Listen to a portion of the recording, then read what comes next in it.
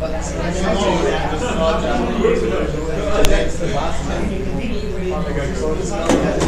Sebastian, right? You know, this is my Because I feel they really ask you to use their platform, Anybody else? whereas we will create and we develop. So we don't ask them to use our platform or the code is generated for us. And we just try to see whereas using the other like Just use valid. Yeah, just use valid. we have built their platform. So it's independent.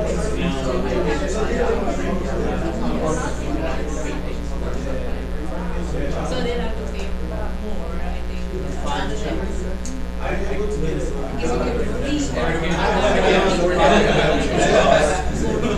Or you have a response. I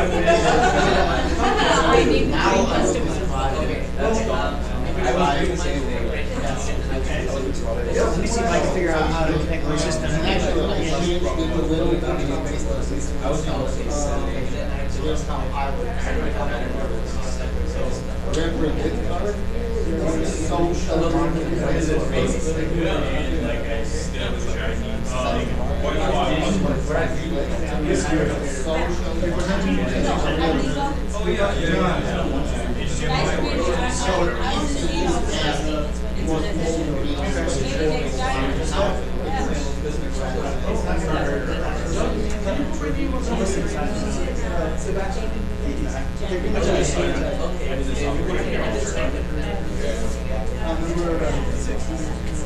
What was so far? I like number 6 though. Okay. Is your lucky number?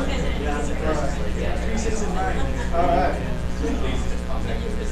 So social for real estate. Social marketplace for real estate. Why there is a reason. What is this? Tell me what you do. Name of my company, ATH. Yes. That's right. Yes. There was recess. Okay. Well, what is such a fine startup? Founders.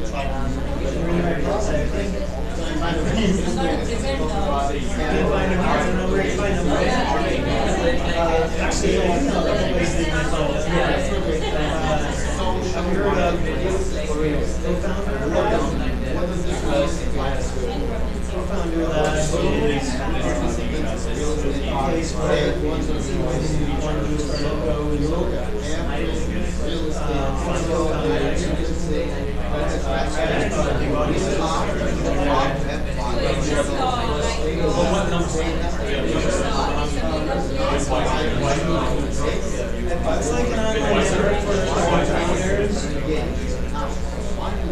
I don't know. I don't know that much more about it. I just learned about it today. What are you working on? Right now,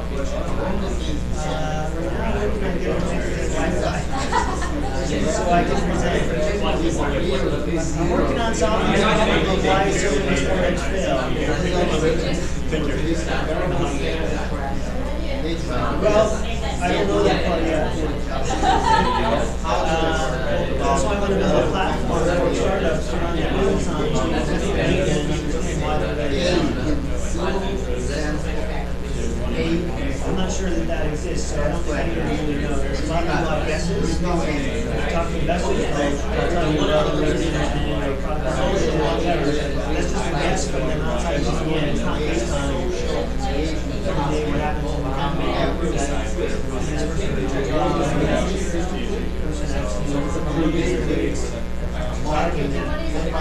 That's the outcome. What happens before that? So my point is that 1 out of 100 companies actually survive. That's not a good batting average. So why can we solve that problem? You know?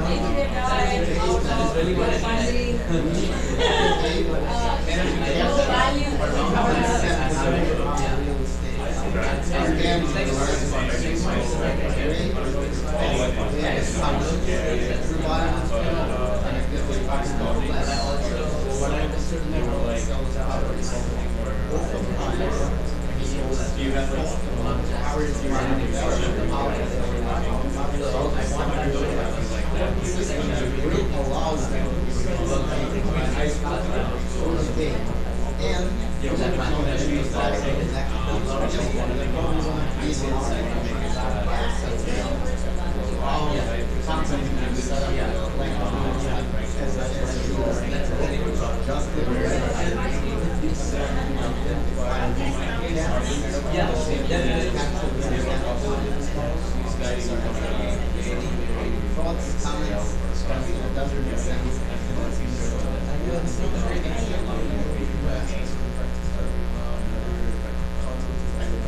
and then I can talk about my background.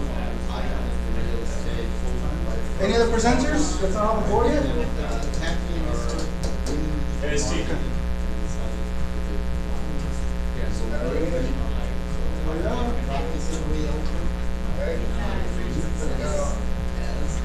Do you know how to connect this to the screen? Yep, right here. You going first? You want to set up? I'm going first. And do you use a microphone? I mean, it's right in your face. You can't, Can I use the microphone? Yes. Is it on? It doesn't seem to be on. Oh, that's weird. Is it plugged in? That's a question.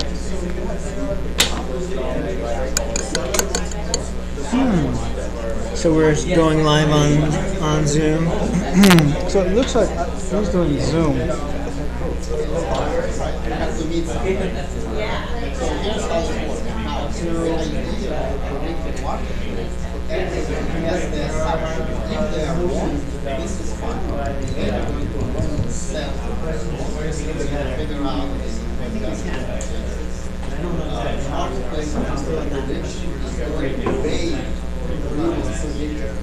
Test, test, test, test.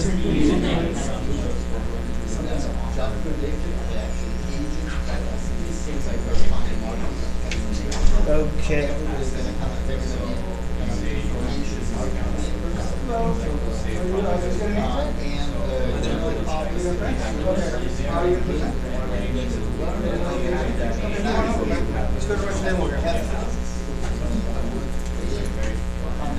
I don't have a ready presentation. I'm just going to go. Okay. Let's see how it's going.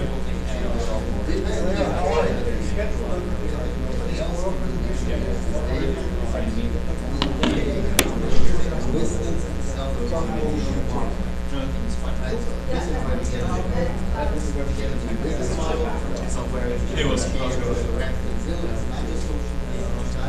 Are you going to present?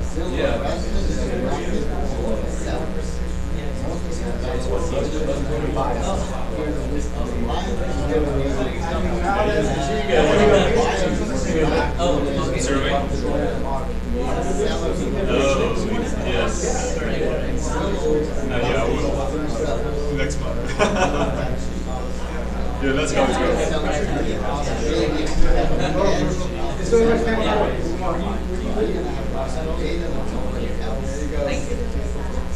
Sign the contract. And how much time do we have to speak, like on the idea? Like, is there time? How much time limit? Yeah, I think they will give you like 5 minutes. 5 minutes. Okay. Yeah. Why don't you go with number 5? You don't like number 5? Oh, 5? Okay.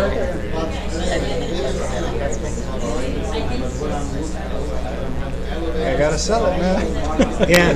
Okay. So can we practice putting this on the screen? Let me ask with Leo. Leo's the one. Okay. Leo, you're gonna help me set up this? Oh, yeah. I don't know how to set it up.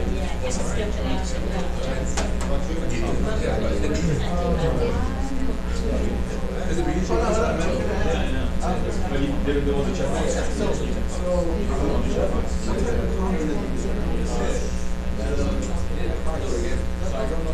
Let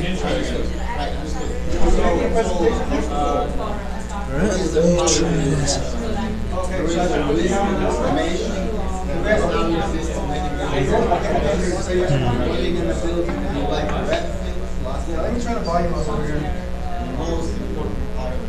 No signal. I can hear you.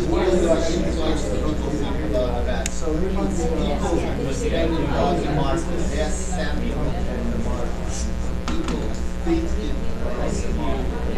This information You just didn't put it all the way in, man. Oh, okay. All right. I don't make a joke about that, but That's okay. Where are you from in Europe? Eastern Europe. Okay. So I'm gonna put you down as number 9. The last one is that okay? Yeah, that's fine. I just want to know.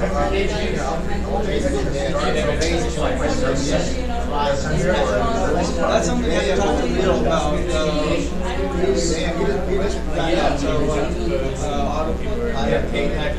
We'll let you know when I'll get Leo to talk to you about it.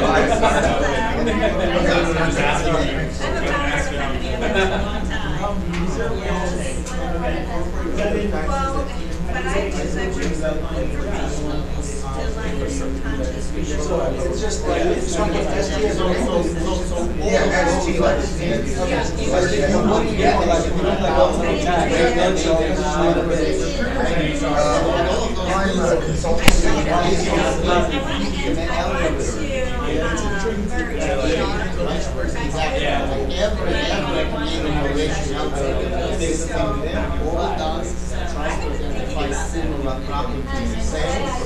tries to weigh up somehow, comes up to nothing, and the number is always wrong. You cannot count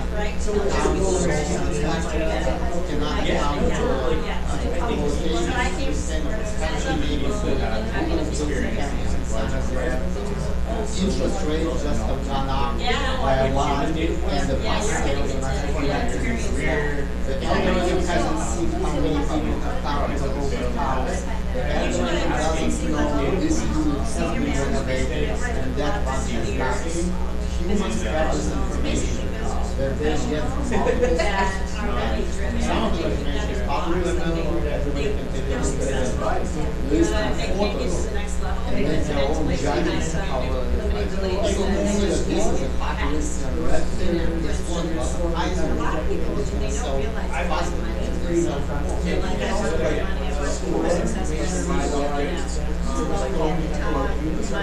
Well, and this is where we're going to draw the line. We're not going to give all of this information to free users. We're going to reveal some of this information to our clients and premium customers. We're going to have them sign for sellers their listing house, sign the listing agreement,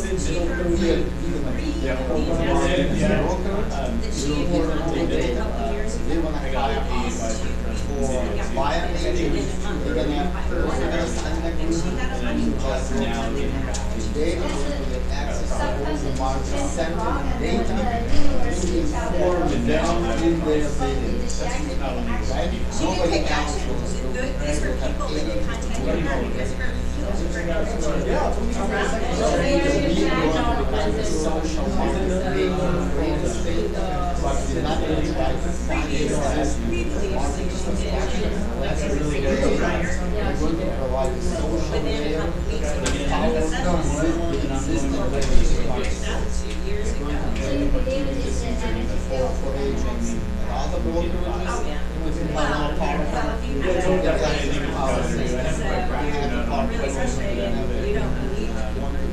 All right, last call. Last call. Anybody else who's going to be presenting that's not on the board yet?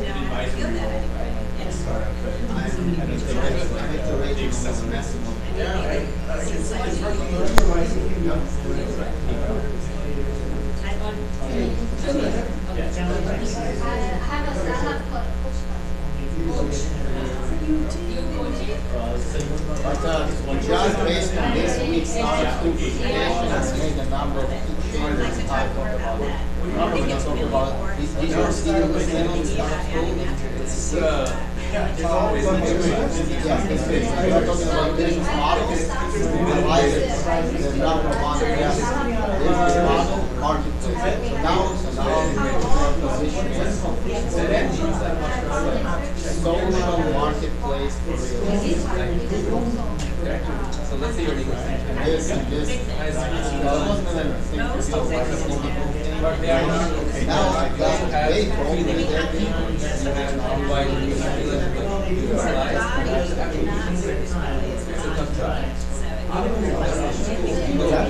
Hey,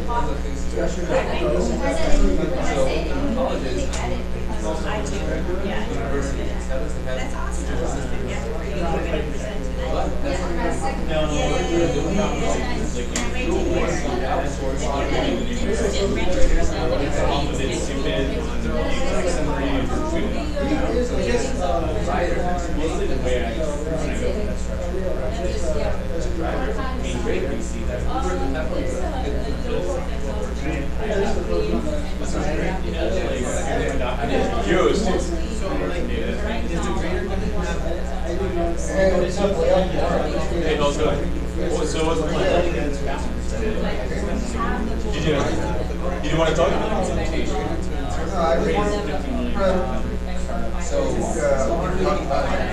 It's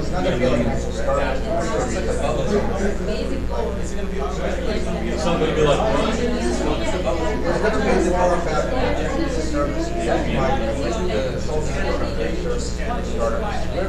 oh, so wait. What about information? Yes, I think it's fine. It's fine. Yeah, we do like help everybody else. Right. So far we have. Okay, you're already there. Yeah. Number 9, yes. All right. Where is your It's a TikTok. Where is yours? It's a TikTok. No, No, I mean it's only like kind of like when we start. Yeah, you want to move over here? It's can we move this? Let's offer everybody else because that's We're going to put you as number 9, okay? I mean, sorry, yeah, we're going to move this. That's fine. Maybe we can just remove whatever. Where's that list?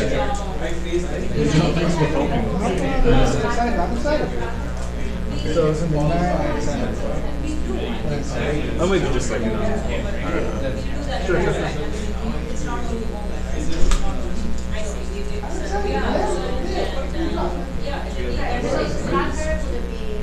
fingers crossed. Oh yeah, I'm pretty sure. Oh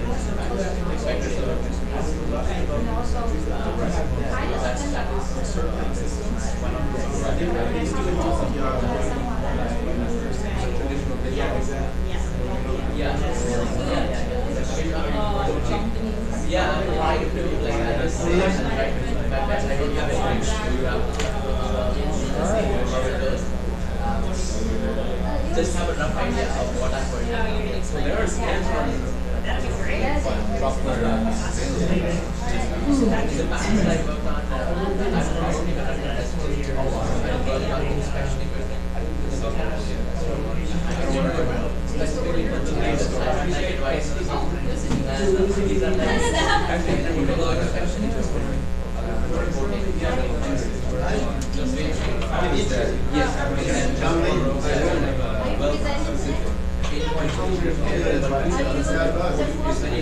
Yes, I am. This is anyways presented today. How about you? So zero is done.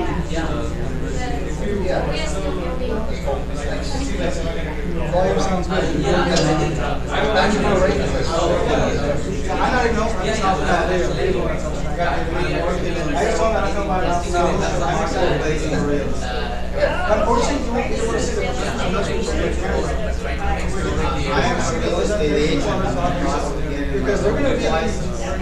So the company here set up as a real estate. So you'll be able to see it. It's going to be a social platform. Will be developed a website. It's also a brokerage. Because a brokerage is able to get the listings to the website. They have no social functionality makes a real difference. It's going to make a difference in every person in the marketplace. Here's why. Everybody's buyers, sellers, agents wants to know what the property is worth to be selling. Every real estate website, sold, bunch of private they all can go there. But guess what? All those valuations are over. Yes. So all those valuations are why are they moving?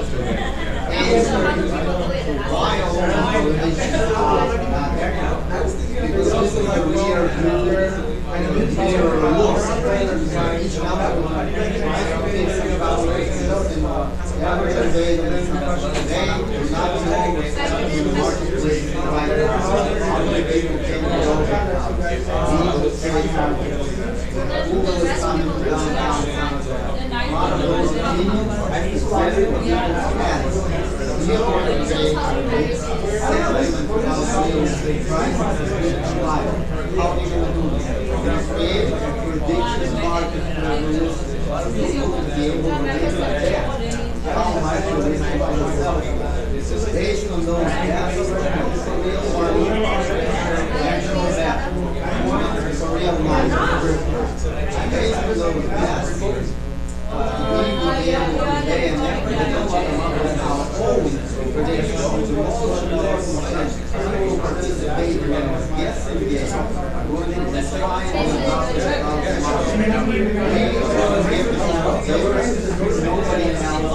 nobody else was the real time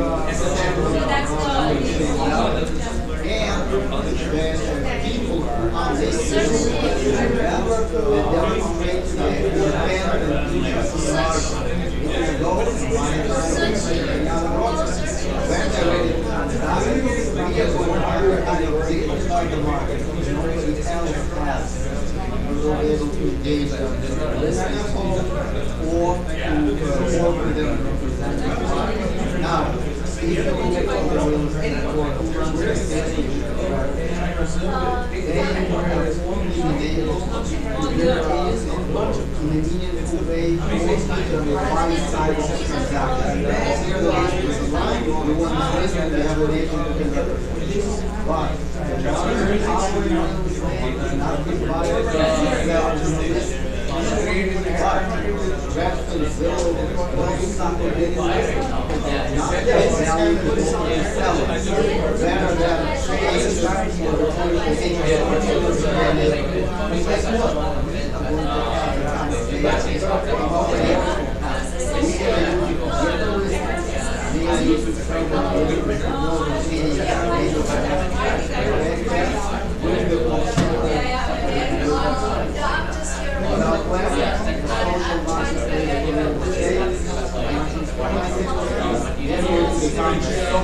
layer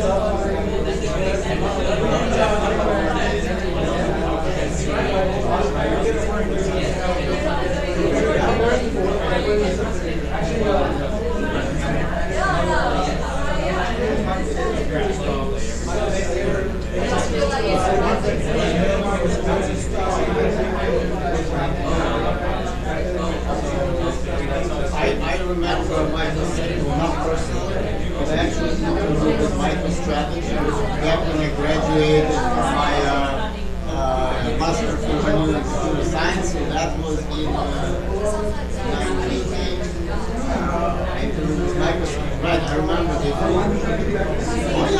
started a few years ago. No. Right. So that was before. I think they started in the early 90s, late 80s, right? I remember the movie everywhere. And I just remember, like, I met a bunch of those people walking down, and they were just kind of, my impression was, they were just, sort of they packed their corporate culture for Microsoft, they're come down, what if you ask me to do this? What if you want to ask me to do that? I didn't say those exact words. That was my point. So I didn't go over there.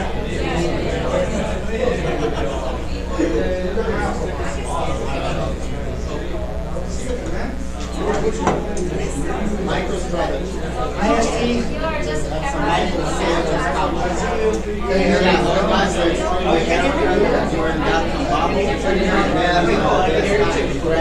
forget about you. I will get back to you next year.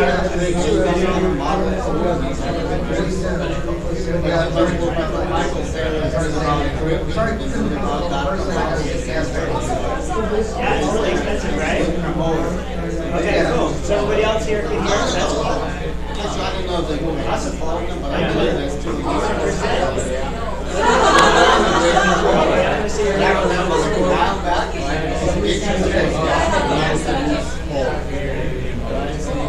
Testing 1, 2, 2. Can you hear that?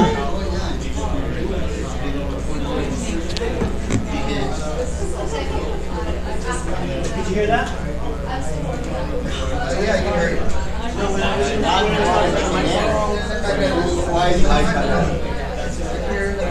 heard the microphone.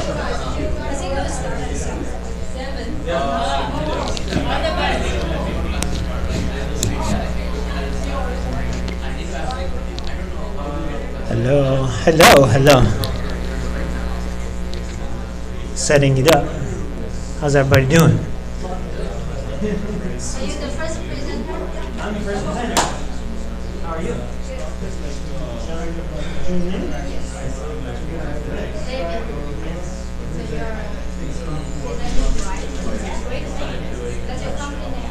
They did. I met your wife. Yes. Yes. Dawn. Yeah. You didn't tell me you got your wife. I did? No. She came later, right? No. I was thinking, who's David? I didn't even presenting was. And then she said, oh, okay. Didn't connect, it was you. I thought it was someone. That's what I was thinking. Yeah, good to connect. Both of you working together. No? I had the idea of 2019. So you're full-time on this? I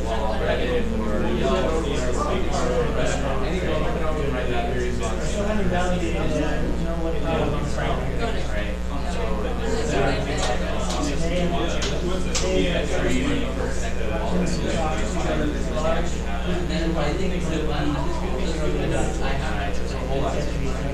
Yeah, I think so.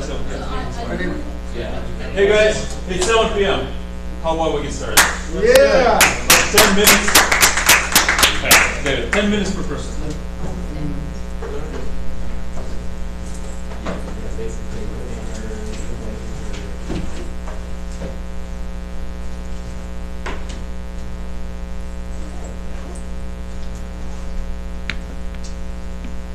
Do I start now? Yes. All right, awesome.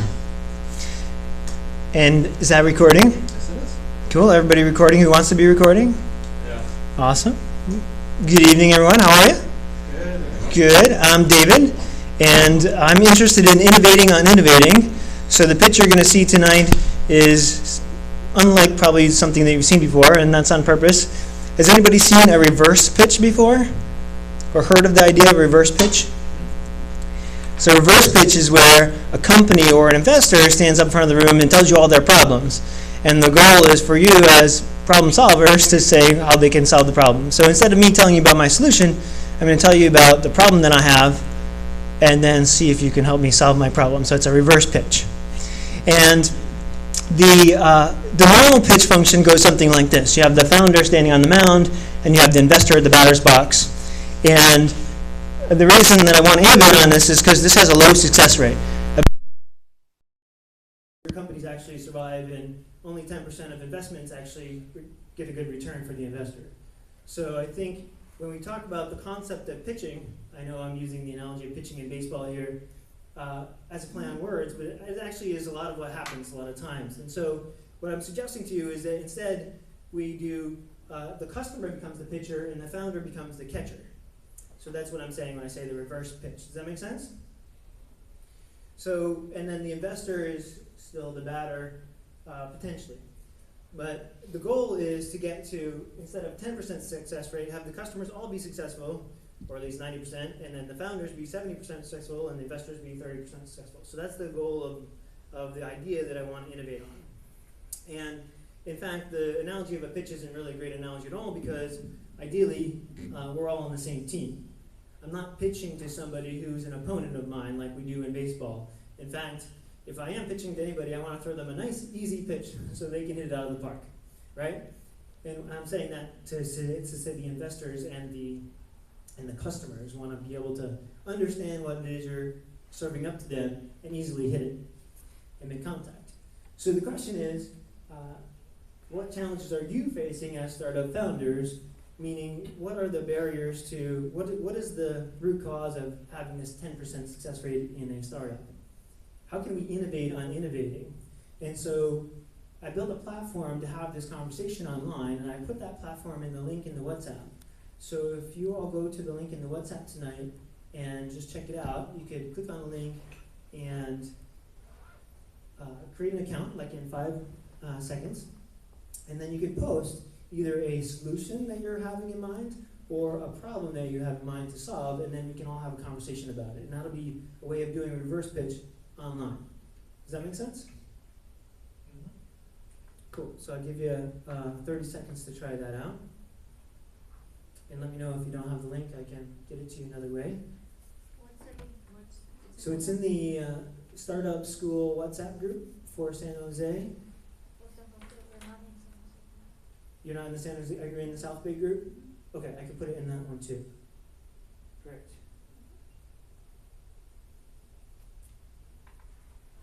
Does everybody see it there? We're in South Bay 3.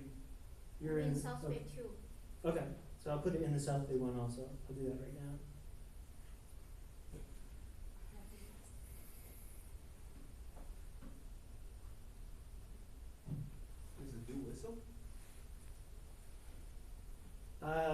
No, it's called, well, it just says, hi, this is David, this is the reverse pitch practice. Can you resend the link? Yeah, do you mind Can you resending it? resend it? Yeah, so I just sent it now to the Startup San Jose one, and I can resend it to the San Jose. San Jose 2 as well. Oh, is there 2 San Jose? Yeah. Oh yeah, okay, San Jose 2. And I'll label it this time so it's more clear. So it'll just say bright on there. So we have to sign up. If you want, that would be helpful.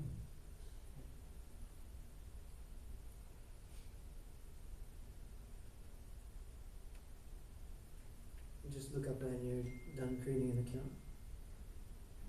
Dude, in the meantime, can you join Zoom and share your screen with the host on Zoom? I would love to do that. Where can I get the Zoom link? In WhatsApp.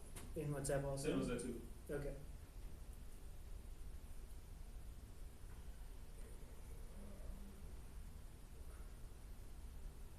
Thank you. You're welcome.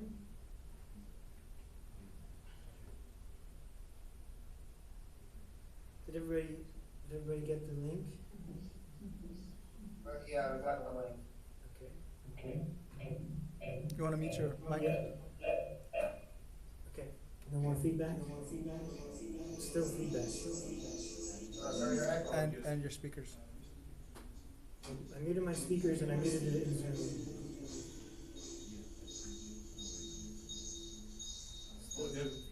You got one. You mean the mic? What about your speaker?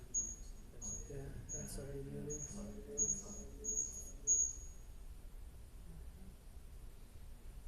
Hello, check 1, 2.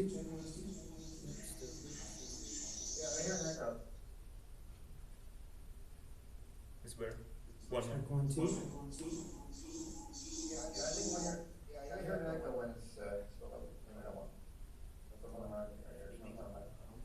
Okay, so is everybody able to create an account who wants to?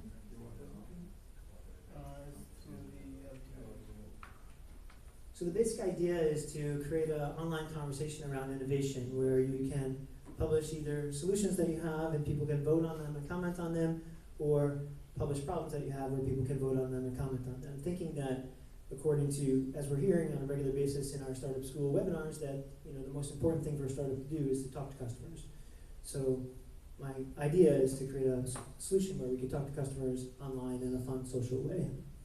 So if you can click on the positive button, the plus button in the bottom, you'll see that it'll take you to either I need a solution or I have a solution. And for most of us who are working on solutions, you can post you have a solution, and then you can type which category it's in. And then you can say if you want to do a startup around the idea or you want to own the idea, you can say you want to own it. Or if you're just like a mom who has challenges with raising kids and doesn't really know how to do business but has an idea of something that could exist in the world, she could just say, I want to license the idea. And then she could say, I want my kids to sleep longer. Right? So then she can post the idea to Facebook or Twitter or LinkedIn, and it becomes part of the voting ecosystem where other people can then see the idea and, just like on Tinder, swipe left or right on the idea. And so then you, as the founder, can see how many people like or dislike your idea to see if there's a need for it in the market. And also, like I said, have a conversation around this idea. So if people are posting something that you're interested in, you can comment on like more alcohol. That could be a potential solution to her problem, but not likely. So what I was thinking is, if you all like this idea and you want to participate in a conversation together, I can create a new version of the platform that's just for all of us to hang out and talk to each other and post iterations on our solutions so that we can vote on them and comment on them, just as a way to show that the platform is valuable. And then, the idea is that the business model is, once an idea is valuable, then create an ecosystem to support that team to build it into a company. So this is a way of aggregating ideas on a global basis and then supporting them.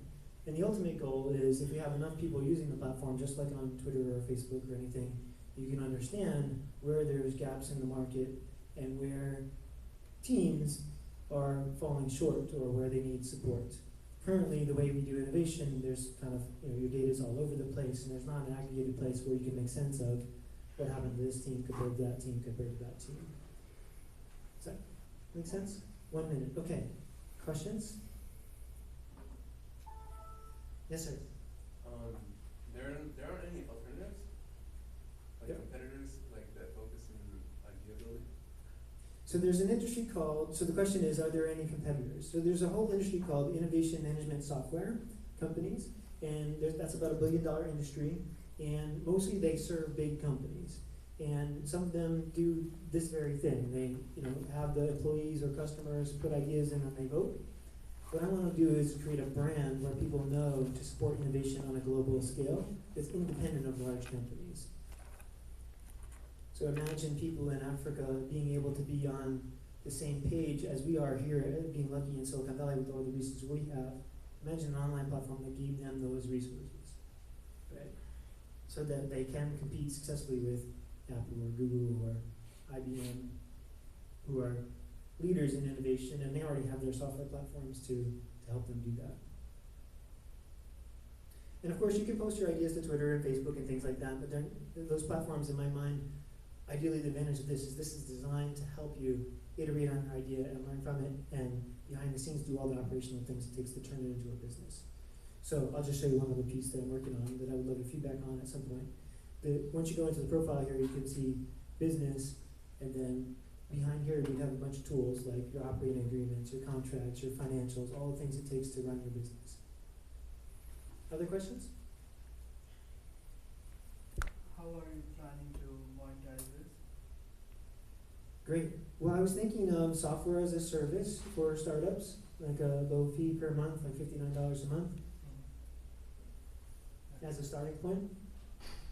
Yes? Wait, so the product is like a consumer product for everybody, or it's a platform designed to be like an innovation management software for each step? Right. So it's going to be like a marketplace eventually where everyone knows that this is the place to go if they need a problem solved, right? But we need to seed it with a starting group, which I'm thinking of could be startup founders like ourselves. And so startup founders need an audience to talk to, right? So that's why it's a two-sided marketplace. So we will need to find a way to aggregate consumers and specifically target consumers, right? The people in the right age group, the right education, the right monetary. And you can find that on Facebook. You can find all those demographics on Facebook. But it's not a place where you know to go to solve your problem. Oh, David, thank you. All right, thank you so much. You willing?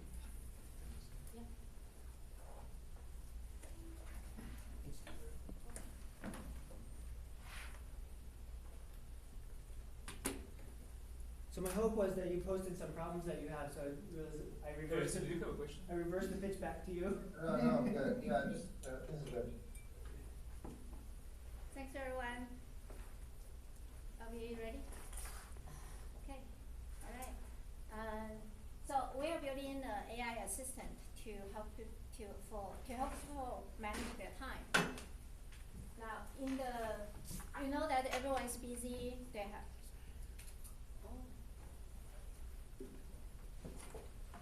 Everyone's busy. They all have so many things to do, but very little time. But there are many management tools out there. We don't see the effective tools. Like I'm looking for all kinds of apps, productivity apps. None of them is very effective. So we see a lot of to-do lists. We see many some paper planners, some digital planners. You have to enter many tasks. So all those interfaces is very difficult. And in the work, some executives get personal assistant, but people don't have a personal assistant. So what we are building is an AI assistant that help you to clarify priority. Ultimately, time management is about a priority management. And then it will look at your calendar and guard your priority for you. So we offer conversational interface for goal setting, then integrate that with planning, then automate scheduling into your calendar. Finally, we track the progress. So with that, each person can save time, can reduce stress. Ultimately, balanced life that's just the outcome. So the actual product is a mobile app, and also we have an online version. The mobile app has this is a mock-up we're still building. So the coach talks to the user. Then once the user enters, talk about their top 3 goals, it will enter into the top. We have one page display for your top goals. So whenever you want to see what you have to focus on, it will be clear that what is your top goal for today and this week and this month. And also that will be integrated into your calendar. So we look at the competitors in the market and we differentiate ourselves in 2 aspects. One is the AI conversational assistant. Another is using priority to manage time. So ultimately, if you work on it's a 20-80 rule. If you work on the top 20, you have the maximal value out of your time. So how to help people gain that priority, the clarity of the priority, that's our focus. You look at on the upper left, it's all the personal assistant, but they don't focus on time management. There is a company funded by YC 2 years ago, Motion. I think it's 2020 YC batch. They are doing time scheduling, not exactly the so-called priority management. On the lower side is all the to-do list, the homework, and the Notion. On the lower right corner is the one that has principles, but they don't have personal assistant so far. And one of the app is called Momentum.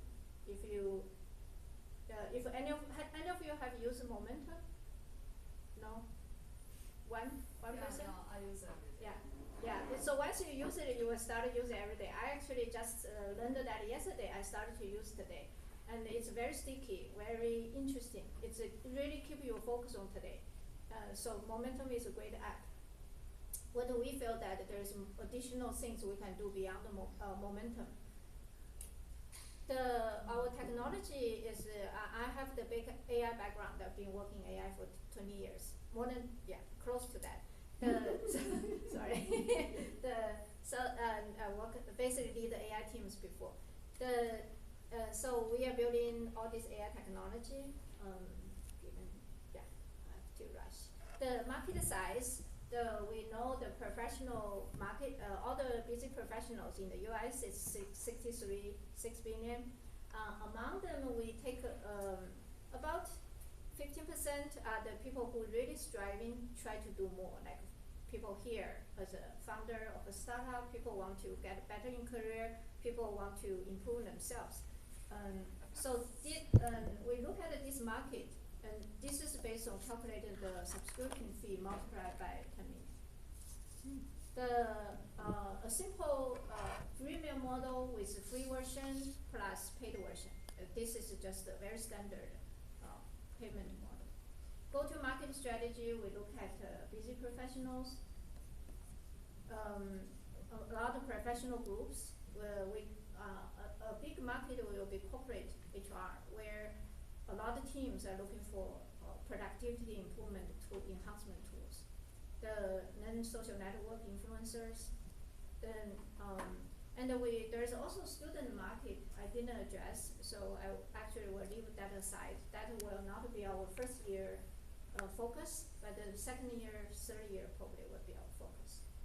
So I will end here. We have to, So thank you. Any comments, questions? I have a question. Yes. When you show the screenshots of the iPhone app, what platform did you use to create those UX designs? Figma. You used Figma. What is your strategy to break into the market? I mean, you have all these big players also, right? This is a consumer market, so we just email people. Break into market. There are a lot of marketing strategy. So what are you going to first use? We will just email all the mailing list, the big meetup groups. So in Bayer, because I hosted the AI Frontiers conference. I don't know if any of you attended that conference. We marketed to close to 1 million users. So how to market it to people, different groups, then do PR release, so there are several ways: PR release, marketing to groups, affiliate sales. You go to large corporations for affiliate sales. So there are a lot of ways to reach users. Yeah. If there was an investor right here and they told you to ask for your price, what would you say? What do you ask for? Percentage and Price of my company? like what? How much would you want? Like for funding? Oh yeah. I have a capital raise. Let me show you. So we are raising 2 million at this moment. We plan for 1 year runway. This is actually 18 months runway because we'll take 6 months to actually reach this number, 10 people we need. So those people include product development, marketing, AI, data scientists, customer support, and so those are the general. That's the capital raise. So I like the idea, and I have some things that might help with, which I can tell you about later. Good presentation. There's a couple platforms that will help you build your team in less than 6 months, like Gusher and Gusher and Co-Founders Lab. I don't think you need 6 months to find those people. You can find them much faster than that. Okay, great. Yeah. I'd love to know more. Yeah. One question. Pretty good idea. So, I use TickTick and Motion a lot, and I saw that TickTick is like on low both. So if I see the value prop that you have is all about priority, right? Mm-hmm. So how is Coach AI going to do better than what humans can actually do with that? So what is the value that you're truly adding that you can do better than a human? Yeah, you mean human coach? You mean human assistant? Not even assistant, even like I just talk to someone, like I talk to my manager. Okay. My manager will tell me what my priorities are. Mm-hmm. Right now, if I go talk to Coach AI, how can Coach AI actually tell me like something similar to what my manager does? Right? That is what the coach is, right? Mm-hmm. So how is AI going to do that? So I just want to understand. It's So a high level idea. We help people manage combining personal goal with a career goal. So your manager give you a career goal, but you also have personal goal. Essentially, this for each person manage their real life goal. You have your this month's top 3. Maybe you have family. You also have work. So you basically it's a space for yourself. So we will integrate it with your work calendar, but we will also integrate it with your personal calendar. Then you can integrate these two things to create a work-life balance, right? That's how essentially priority is. You want to see how valuable this task is at this moment. Interesting. So like as a co-founder trying to work on something, I want to have a peaceful sleep in the night. That is what my goal is. And I say to the coach, how is it going to prioritize the task based on that? Oh, you want to see the process, how we do that? No, just give me like, so in natural language understanding, there is a thing that says, I want to have a peaceful sleep, Mm-hmm. and there are a lot of tasks. Yeah. I'm just trying to understand how we're going to map these, which is Yes. So the process we map this is we first say this month you want to have a peaceful sleep, right? How do you decompose this one goal into weekly goal? So basically, walk you through the process. So basically, said I want to have at least 5 nights of peaceful sleep this week. So that will become quantifiable, and then you can measure it. Yeah. All right. Okay. I have a question. I'm calling in from Zoom. Yeah. We can hear you. Yes, so my question is just wondering, you said you're raising $2 million funding. What stage are you currently at? Are you at seed or Series A? We're at C. Okay. Yeah. We're launching MVP still. Probably end of this month. Yeah. And I welcome you guys to be our test user.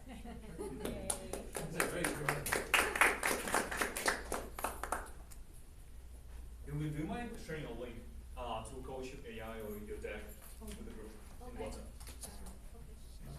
I'm not in that group. Okay. I'll do it. All right. Can you all hear me?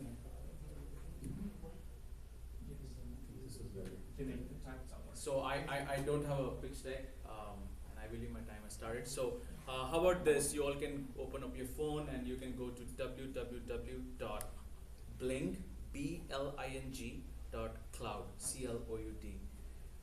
So while you're checking out the website, basically what happened, let me talk a little bit about it, okay? I had a small business before starting Bling in its current version, and one of the classic problems I was dealing was managing multiple channels of communication just to stay connected with my customers. That means, okay, I had a Google Voice, that number which is still working, by the way, shame on me. So that number had text messages coming in, call coming in. I had my personal number, my WhatsApp, my Facebook, my Instagram dummy account, which I was managing in so many different channels, right? I found it incredibly hard to manage all those communications across multiple channels. And the business which I had was I was running a virtual receptionist company, and I was truly leveraging the COVID scenario, like taking phone calls from many companies. We started talking with more and more, similar small businesses, like people who are, selling bakery through social media, or people who are, providing interior designer services through social media and all that stuff. And the problem kind of resonated with many of them. They said yes, it kind of gets difficult for them to manage multiple channels of communication. So we said, okay, we're going to bring all of those channels into one single place.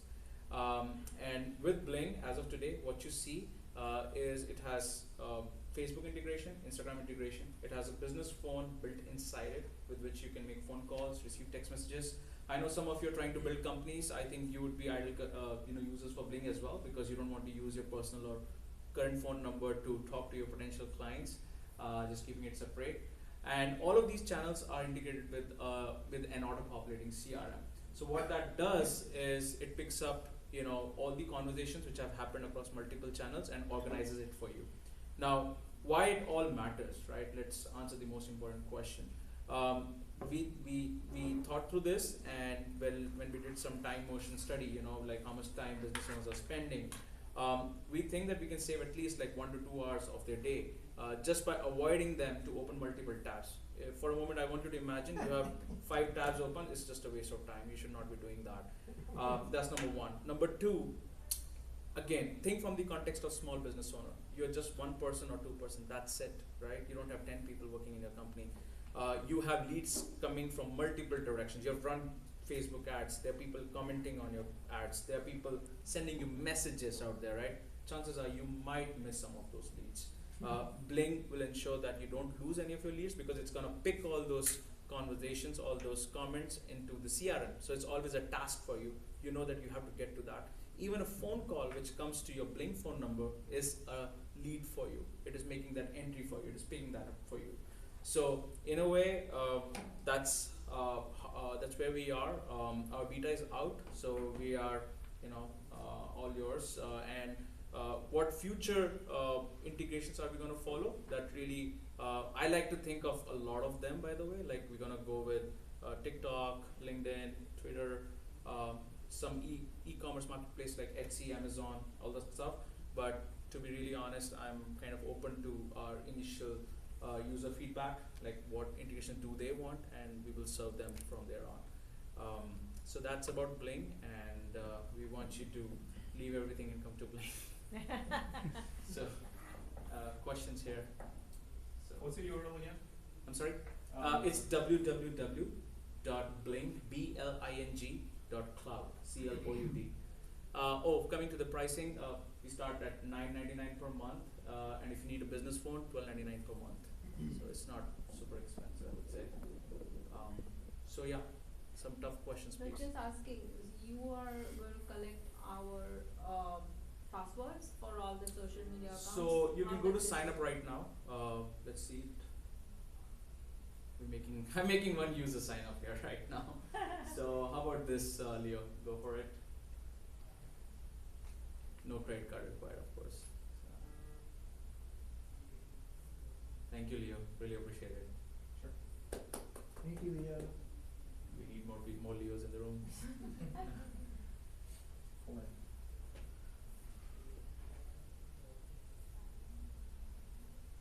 So what you can do is, come on, work. Okay, cool. So what you can do is, you see a social login there, Leo. You go there, right here, on the left, social logins. Yeah, and then go to login. So we have done all the security arrangements with Meta. So we are Meta approved business partner. So that means we of course don't see any of your information, and Bling does not hold any of your Facebook, Instagram information. We have an API, so only when we are connected and when you're logged in, that's the only time we are able to pull in those information. Leo, you want to? Facebook is blocked on this laptop. I just blocked it. Oh, okay. So you can try it. Okay, so yeah, if you're doing it, you can do that. But it's super easy. That's about the product, and I'm looking for some. And really, why I'm here is I'm looking for early users, early adopters. I know many of you would be needing all these things, like a CRM to manage, things, and a business phone to make phone calls and all. Give Bling a shot. It's a good idea. I like it. Thank you. So, honestly, it's a validated idea. There aren't any other competitors. I know Hootsuite is good for social media, but Right. thank you for asking that. Oh, sorry, you finished it first. Yeah, I'm just thinking, I know Hootsuite does like social media posting, but I mean, this is such a big problem. There's nobody else that's doing it. Great question. So, if you break each of those verticals right there, yes, Hootsuite focuses only on social media. It doesn't deal with business phones. For business phones, you want a solution, you have to go to Dialpad or OpenPhone, which is a YC company, or Uma, RingCentral, Nextiva. So they are phone-specific companies, right? CRM, we have an auto-populating CRM built inside Bling, but we're also working on making sure that if you're already using something like HubSpot or Thrive, we can integrate into that. So, to your question, there are individual players serving individual needs, but nobody's doing everything what we are doing. So the difference between you and OpenPhone is you add it to the CRM. So difference between us and OpenPhone is we are not just a phone application. We're more than that. Your social media, your other channels, along with CRM is going to come inside Bling. How soon is LinkedIn going to come? So we are, again, so as I said, we have, like today I finished a chart, like I have like 30 integrations which I am thinking across all the directions. But to be very honest, our early adopters are gonna, I'm very clear, like we'll follow where our customers are.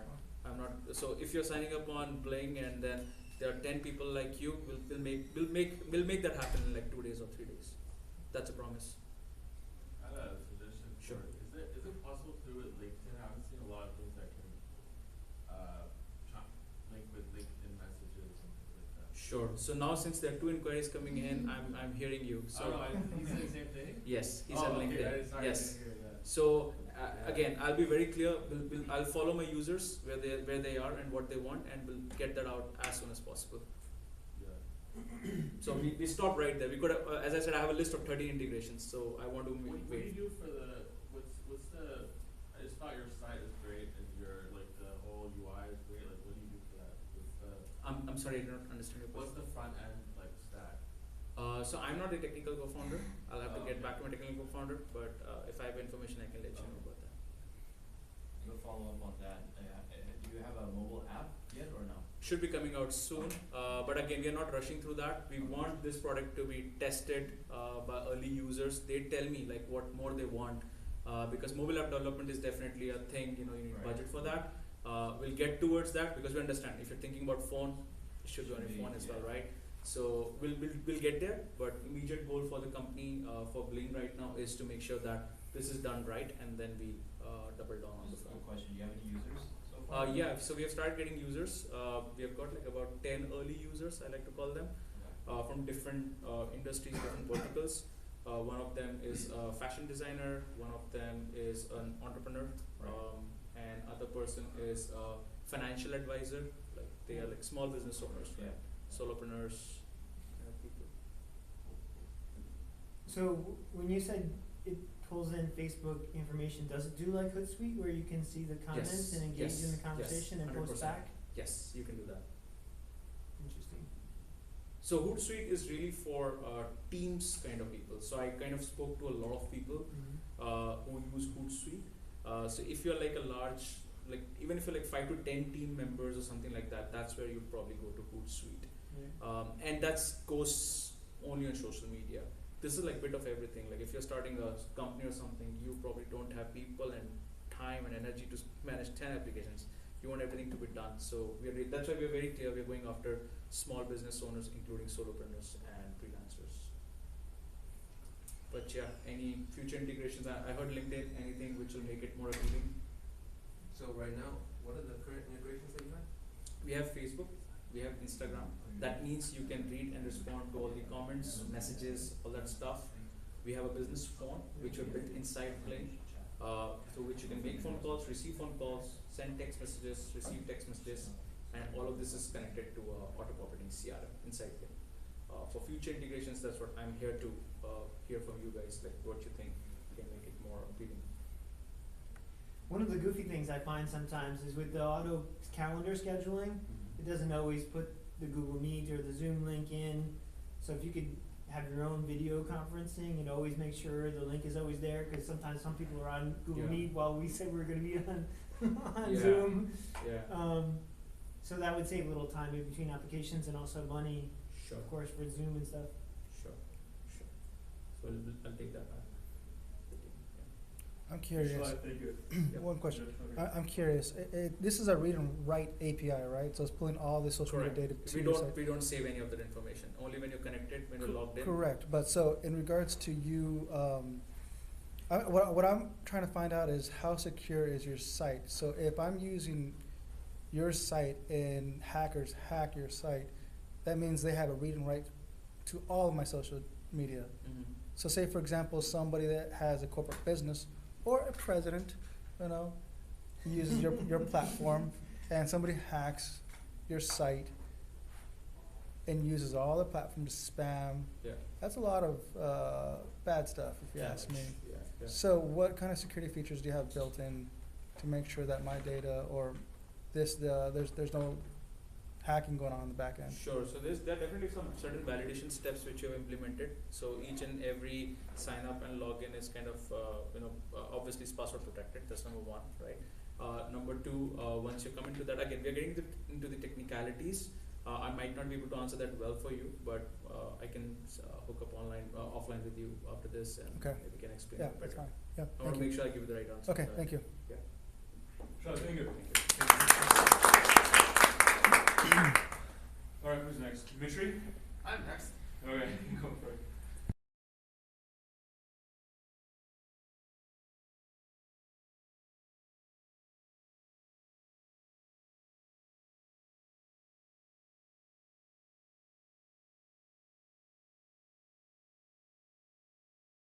Is transforming the real estate market.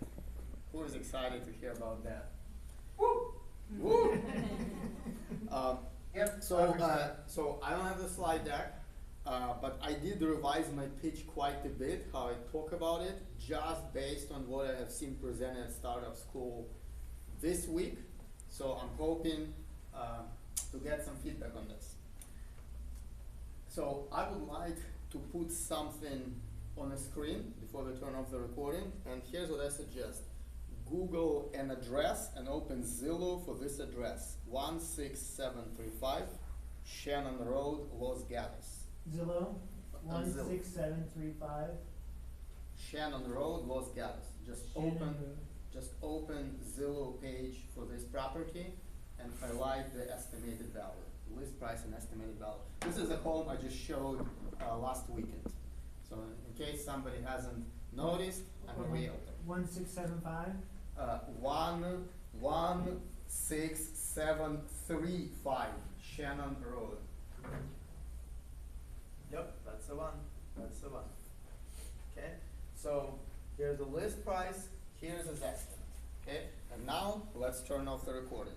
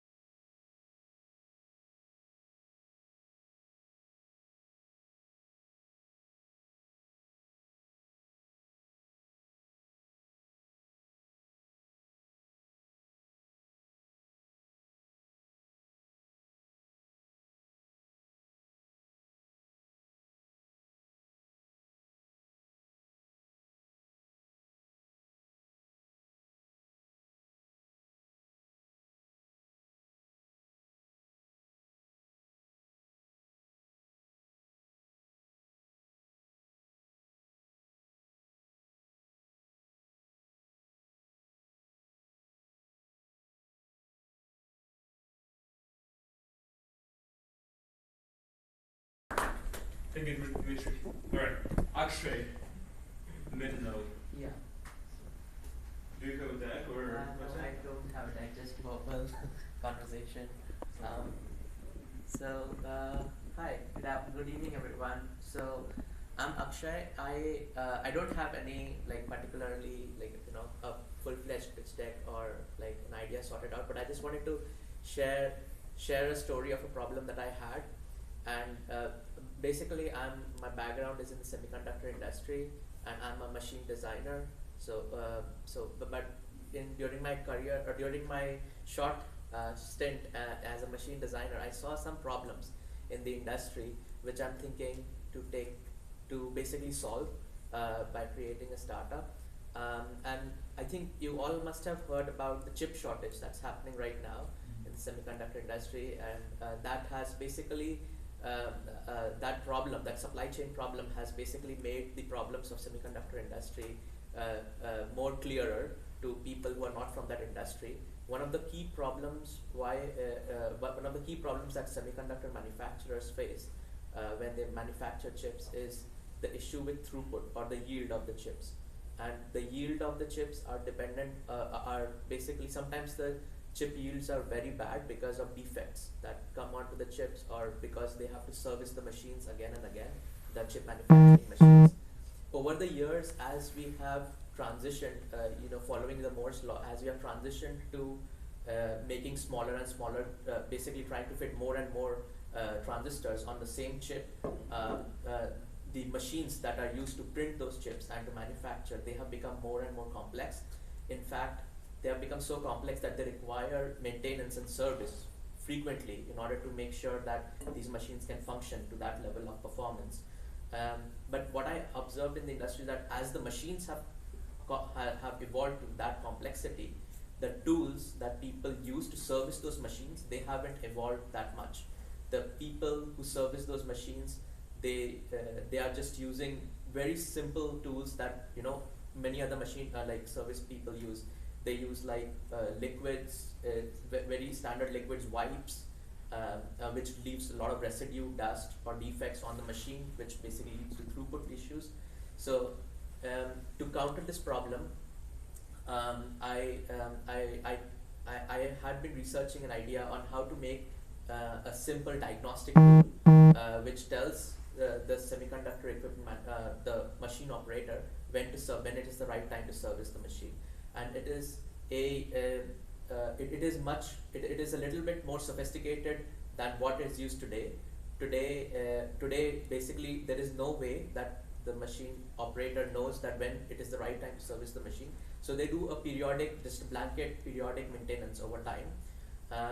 But with this tool, they can actually know, they get a feedback mechanism to know when it is the right time. And basically, to be more specific, the tool that I'm working on is a microscope. Actually, it's a microscope that can tell you what the thickness of the coatings that are what is the remaining thickness of the coating surfaces where reticles and wafers they come up. That is one of the key reasons why the machines are serviced. And so the idea is that it's an in situ microscope tool which will tell you when the coating thickness some threshold that it is now time to service the machine. So you don't do a blanket swap, because each time you do a swap, it's like a downtime hit of about like 24 hours or so, and 24 hours, each hour in the semiconductor industry, each hour of downtime is like huge. It's like thousands of dollars.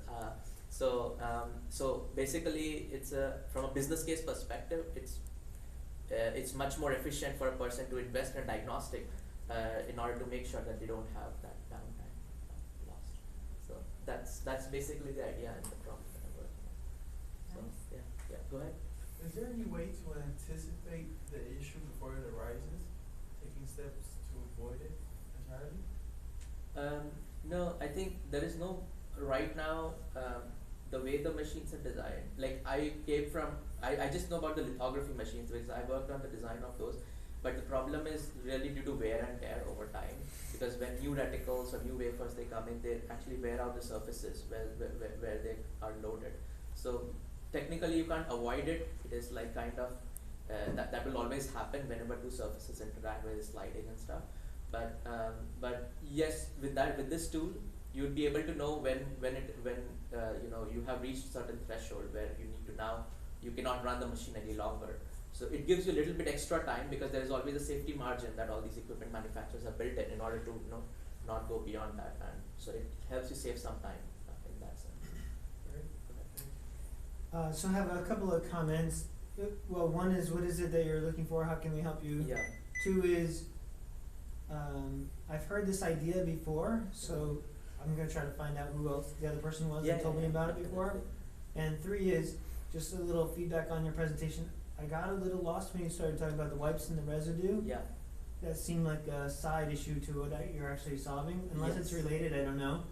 But I thought you were going to say you were having some ionic way of doing the cleaning instead of a wipe, which would have been a cool solution too, but that's wasn't your solution. Yeah. No, that's a good point, because you're right, because that is another side issue with that. When you involve humans into any kind of a service action, they leave a lot of defects onto the machine. Instead of cleaning stuff, they actually make it more bad, the issue. So that is another problem. When if you have a system, a mechatronic system or an automated system, you don't have that issue. Actually, humans are known to be the number one contaminators in the whole lab. So they leave hair, like it's just too bad. It's just too much stuff. So that was the reason why I told you about that. I've also heard a few years ago somebody working on measuring the vibrations of the machine in order to tell if it was functioning properly or not. Have you heard of this? I have heard, yes. So that might be kind of what you were saying about monitoring for early not operating in the quite optimal vibrational zone. So that I agree, because that one is like for bearings and stuff. Like if you have like very heavy equipment manufacturers, like where you have motors and big generators and stuff like that, if they are basically off aligned, they don't have a good alignment or stuff, they start vibrating, and so you can hear acoustically, you can hear the vibrations and tell that hey, this bearing is going bad or something. Somebody's applying it in semiconductor too, though. So Semiconductor, it depends upon the machine. Like I'm targeting more like the lithography machine, which I have experience in, but the other machines, which other type. But so it's a very small, specific problem, I guess. Okay, thank you very much. Sebastian, can you join Zoom? Yes. Oh, nice. Perfect. Make sure your mic is off and your speaker is off. Okay. Yeah.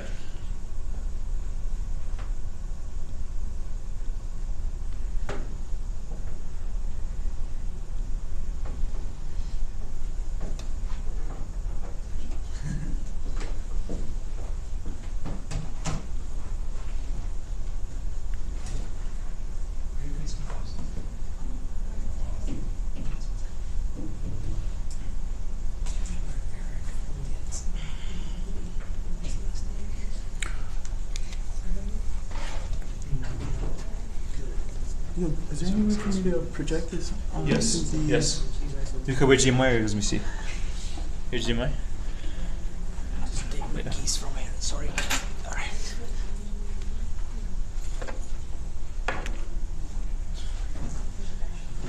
Thank you.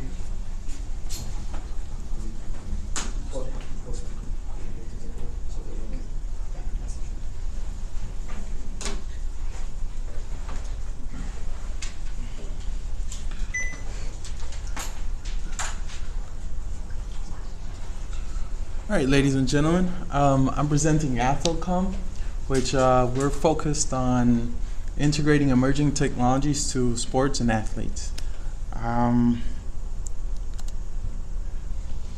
So the main issue we're tackling, or initially, is the way coaches and athletes communicate out in the field.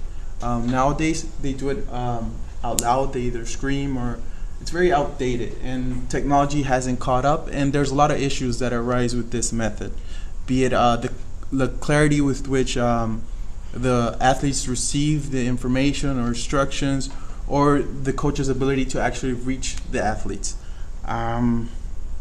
That's the main issue we're tackling right now, and the way we're going to resolve that is, sorry about that.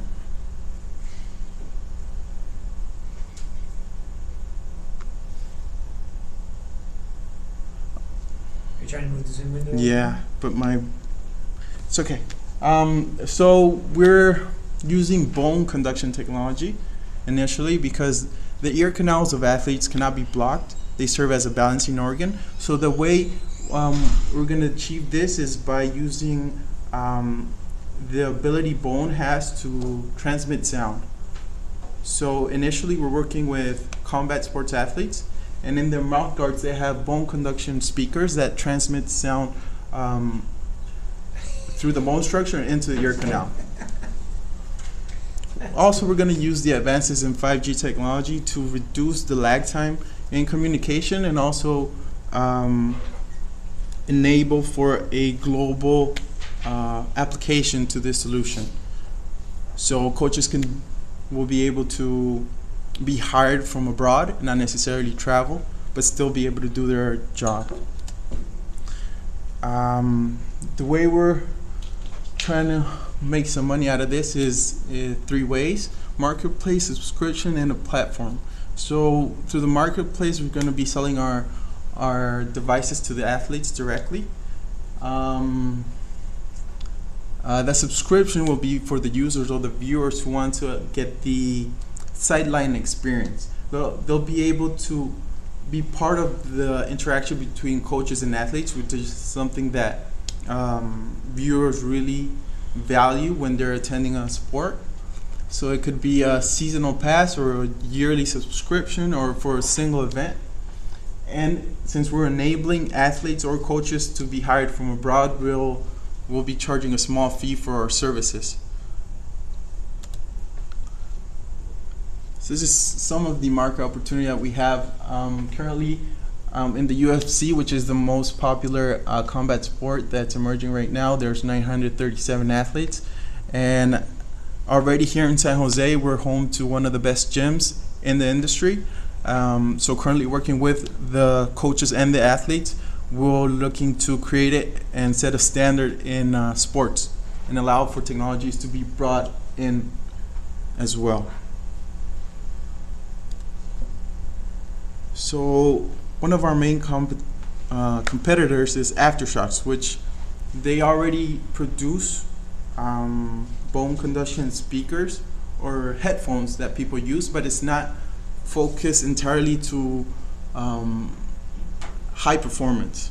So it cannot be used during a sporting event by the athletes. And that's where we're looking to come in, see what the sport requires and allows, and adapt our technologies to meet the end goal.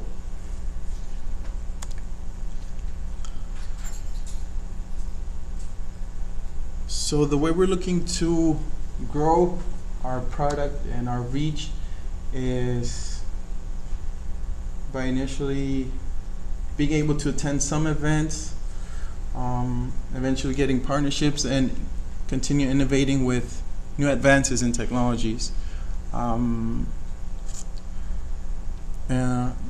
And I apologize, this is a bit incomplete because I haven't updated it, but yeah, that's what we're trying to do. Financials. So the way we see it growing is exponentially, given that once it's set as a standard in the industry, other athletes are going to want to incorporate this technology into their performance, or else they'll be left out and they'll be at a disadvantage.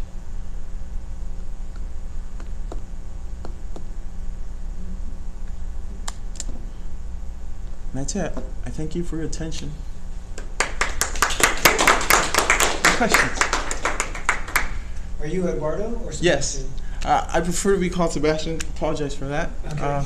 But you could call me either. And did you say real-time coaching while they're competing? Yeah. That's allowed in some sports? Yes. In most of the sports it is, but they have the issue of either fans interfering, whether it be them yelling, or you also have the issue of the opposing side listening into the instructions. In UFC, because it's not like any other sport that's played, that's a very important and crucial part to staying safe and being victorious. So nowadays what coaches are trying to do is either say specific terms to try to hide a certain instruction, or you have the athletes bringing the opponent to the corner where the coaches are, so that they're able to follow the instructions and be victorious. Yeah, win that way. It's an advantage, definitely. And there's a receiver for the 5G in the mouth? Yes. So there's a component that has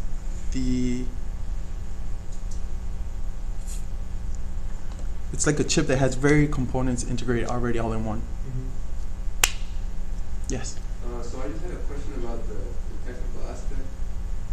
How are you planning to go around it? Are you a non-tech, or how do you plan to build a product? So I'm hiring professionals from abroad, given that the marketplace is really expensive here in the U.S. So I'm using platforms to hire professionals from abroad, and then once that's developed, which is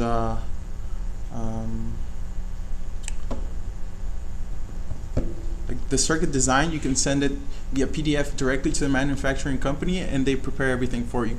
Because the components are so small that you cannot do it in-house. I can't do it personally. I have to get it manufactured, and that's it. It gets shipped, and we use it. And then, how did you plan to address concerns about possible radiation concerns? Like, because it's so close to the brain. Bluetooth radiation? Yeah, like, No, 5G, right? 5G? I'm guessing that the 5G will mostly be used for international uses, because, for example, initially we're going to just pair it to the phone's ability to connect via Bluetooth. So the phone is going to be the one that's connected to the 5G antenna, and since the distance of Bluetooth that could be used at an optimal, the optimum distance that Bluetooth can be used at right now is 10 meters. And also with the size of the batteries, gives us just enough time to last around. So where the athlete's only going to have that Bluetooth connectivity to the device, which will be the one that's connected to the 5G. So listen, how is it different in this case from the current setup? You can just buy those earphones, right? Phone conduction. So the headphones they go over the ear, and you cannot use them in sports. There's a lot of regulations, and for that, that's the main issue. And so for combat sports, we're going to place them in their mouth guards. For other sports that don't use them, we're going to use stickers or devices that are the size of stickers behind the ears to actually achieve this. Is this kind of legal to have that when you are in play? It is in combat sports. I'm not so sure with other ones yet. How about for NFL and all those kind of sports? I mean, It should. you just go give instructions. Coach can just give instructions when they are actually out there. Yeah, they should be. The thing is that they have issues with actually reaching out to the players. So imagine a football field, the athletes wear helmets, and it's very hard for them to get the instructions out and across. And also the opposing side can listen in. So there's issues with that. And technology hasn't really caught up to the industry. It's been fairly outdated, sports and athletes. And eventually it's just a matter of time before technology integrates and adapts and evolves all sports. Yes? I was just going to ask you about the NFL, because I think they already do it. Like they have a microphone. No, the coach communicates with someone who's at a higher altitude. It's an assistant coach with whom they communicate with. I think they communicate with the QB, right? No, they do not. So does the teeth vibrate to produce the sound? No, the speaker that we insert into the mouth guard vibrates, and it transmits the sound through the mouth structure into the. Is it internally? Yes. Yes. Yes, because that also allows the athletes to be aware of their environment and perform to their best abilities. Yeah. Yes. I own Aftershocks, and at times I've tried it when I'm running out, and it doesn't work well when there's a lot of noise around. Yeah. And I see that the most of the sport environments are very noisy. Yes. So how are you going to? So there's a certain frequency that's adaptive to each individual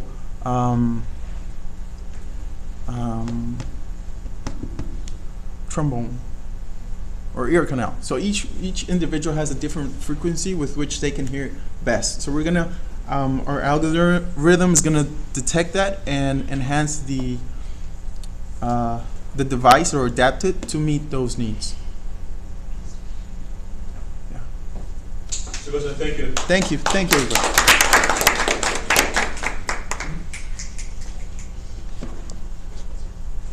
All right, what's name is next? Leo. Let's skip Leo for now. Yeah. Is there a Mac adapter there? Yes.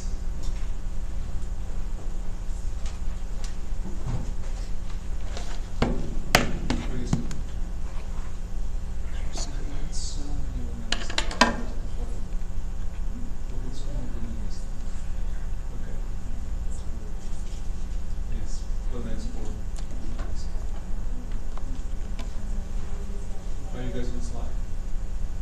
No? Okay. I'm on Slack as well.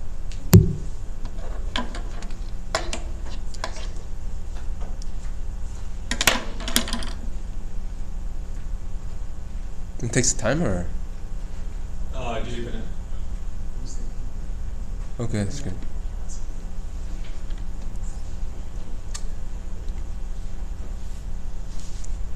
Okay, let's see how this works.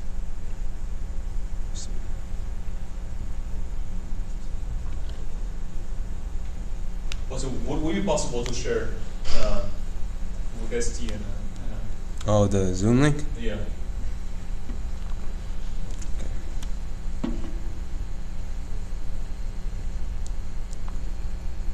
You don't have to. I'll do it. Okay. The Zoom link is in the chat, right?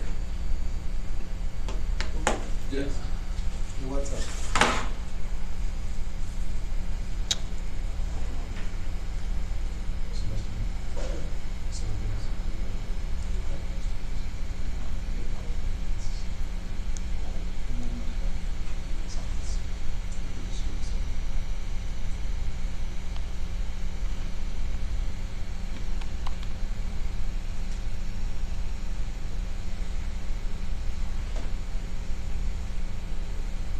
Oh man, I'm not gonna be able to show it because my battery's low and it's gonna just kill. No, it's fine. Don't worry about it. All right.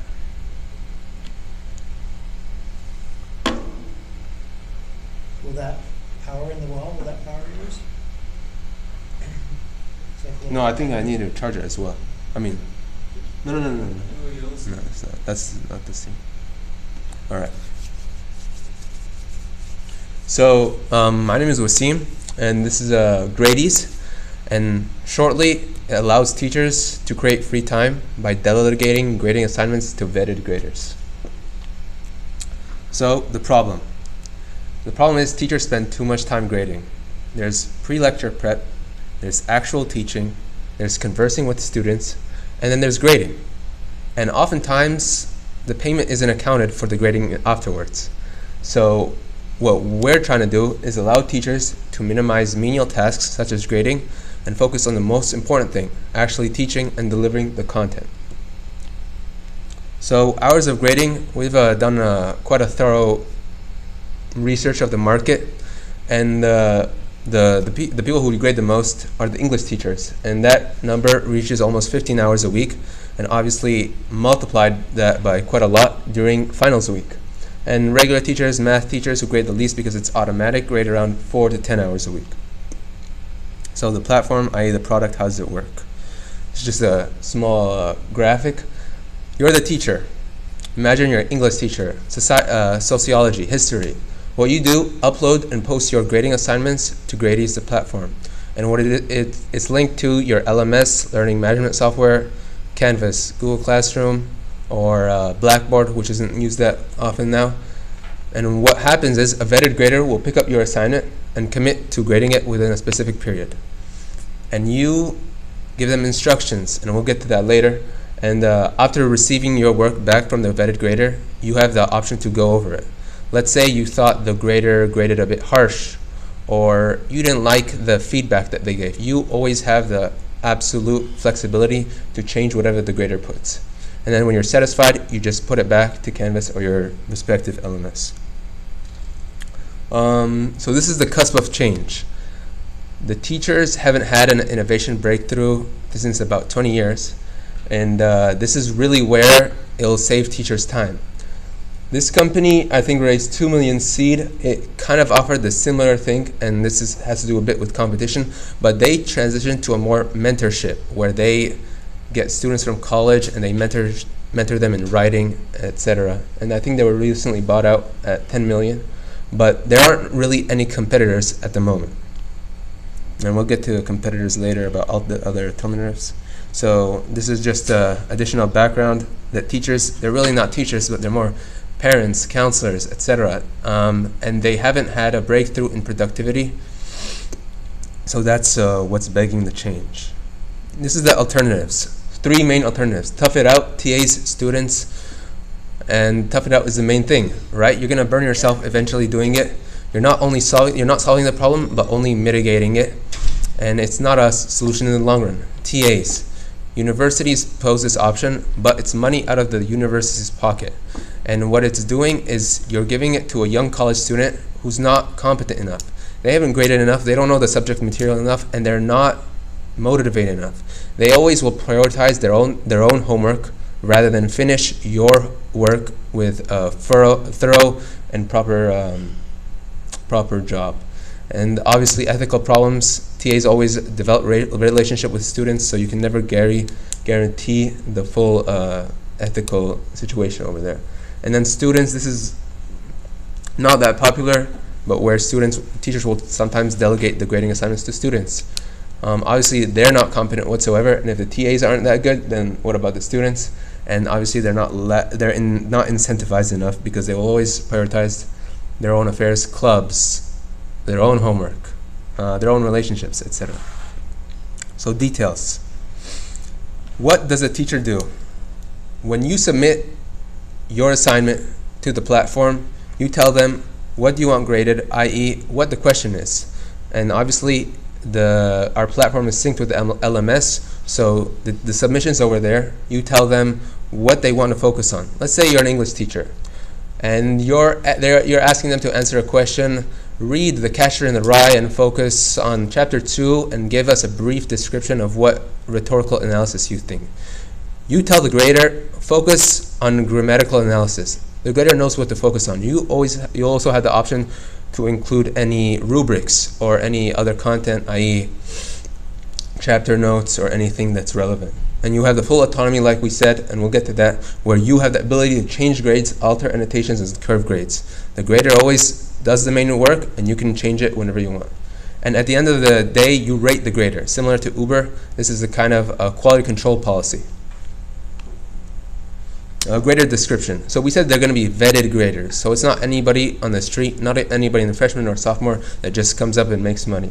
No, they have to submit proof of their competency. They can submit AP tests where he's living in the US. They can submit other forms of proof, but eventually they're going to have to show their competency, and the first 2 weeks will be basically a trial period where they will be quality control.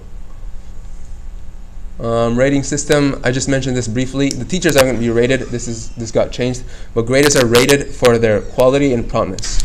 And a poor grade affects their possibility of choices, similar how Uber's rating system works. And it just keeps them in check.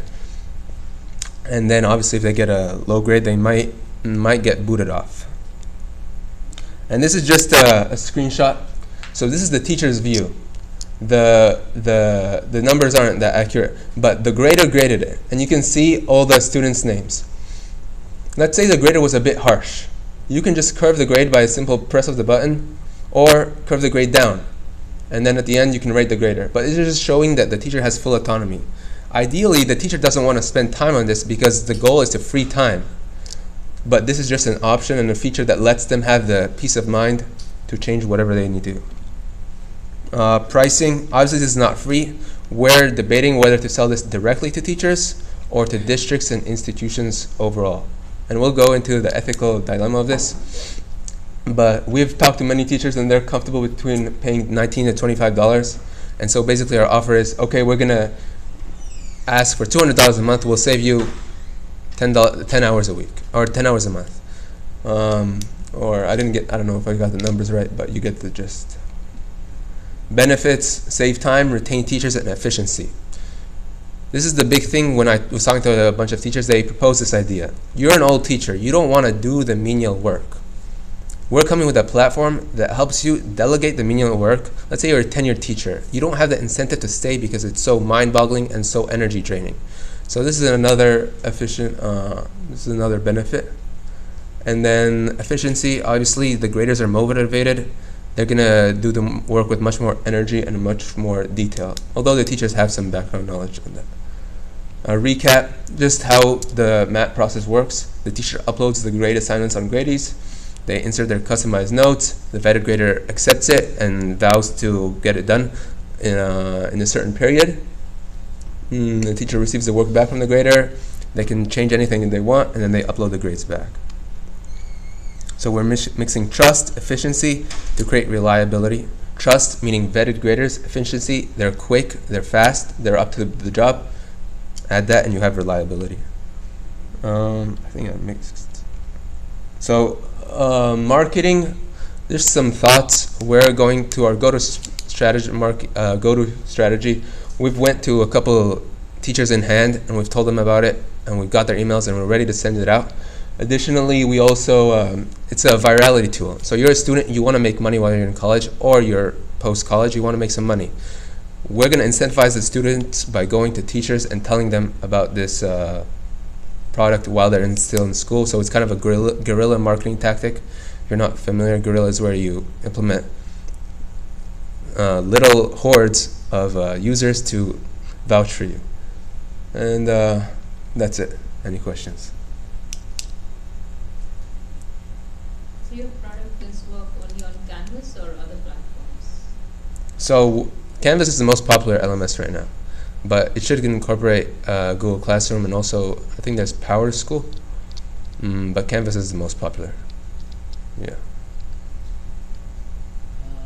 Who pays for the vetted grader who you assign? So I don't know if I mentioned that clearly. I said we're debating between asking the teachers to pay it themselves, like Uber, like a rider would pay it for themselves, or sell it institutionally. And what's most likely is we would start off individually and then we go out in the macro sphere. You said that Blackboard or whatever the other popular one is not popular anymore. Is that what you said? Is it Blackboard? Yeah, I think it was used in the early 2000s. That's like the first LMS. What caused them to fail? I'm curious. So Blackboard is like an early Canvas, right? Mm-hmm. And they were established in like the late 1900s, and just basically they didn't innovate enough, and I think they got bought out last year or something. So maybe you could sell it to them because they need a competitive advantage, like license your tool to them. Yeah, there's different exit strategies. Well, I mean, make them a reseller. Perhaps, yeah. We're just focused on our priorities. Our priorities is get the MVP out, yeah. Mm-hmm. Nothing else? Yeah, what kind of vetting are you going to do? How does the vetting look? So I explained that just a bit. Let's say you have any children? What is that? You have any children? Yeah. Okay, let's say you have a 18-year-old son. Yeah. He's quite bright. You know, he gets good grades, etc. And he wants to make some money on our platform. Let's say he wants to grade English and history. He's going to submit to us his AP scores, or perhaps he likes it on the side. He'll submit his own, maybe an essay that he wrote, personal essay. And if not, and if he really wants to be a grader and if he doesn't have any proof, he just writes us something. But the first 2 weeks are quality control, meaning that's when the trial period starts. And if he fails, it's all right, we'll let him go. But if he proves himself, that means he's vetted. So are you going to do this manually? Initially, it's going to be, yeah. Vetting is manual. Yeah, I was thinking that will be time consuming for you, for the company. Not really. It's just analyzing, I mean, the feedback of the teachers. It shouldn't take more than half an hour per week per person. More than half an hour per week per person. I have a question from Zoom. Half an hour per week per person. Yeah, go for it. I have a question from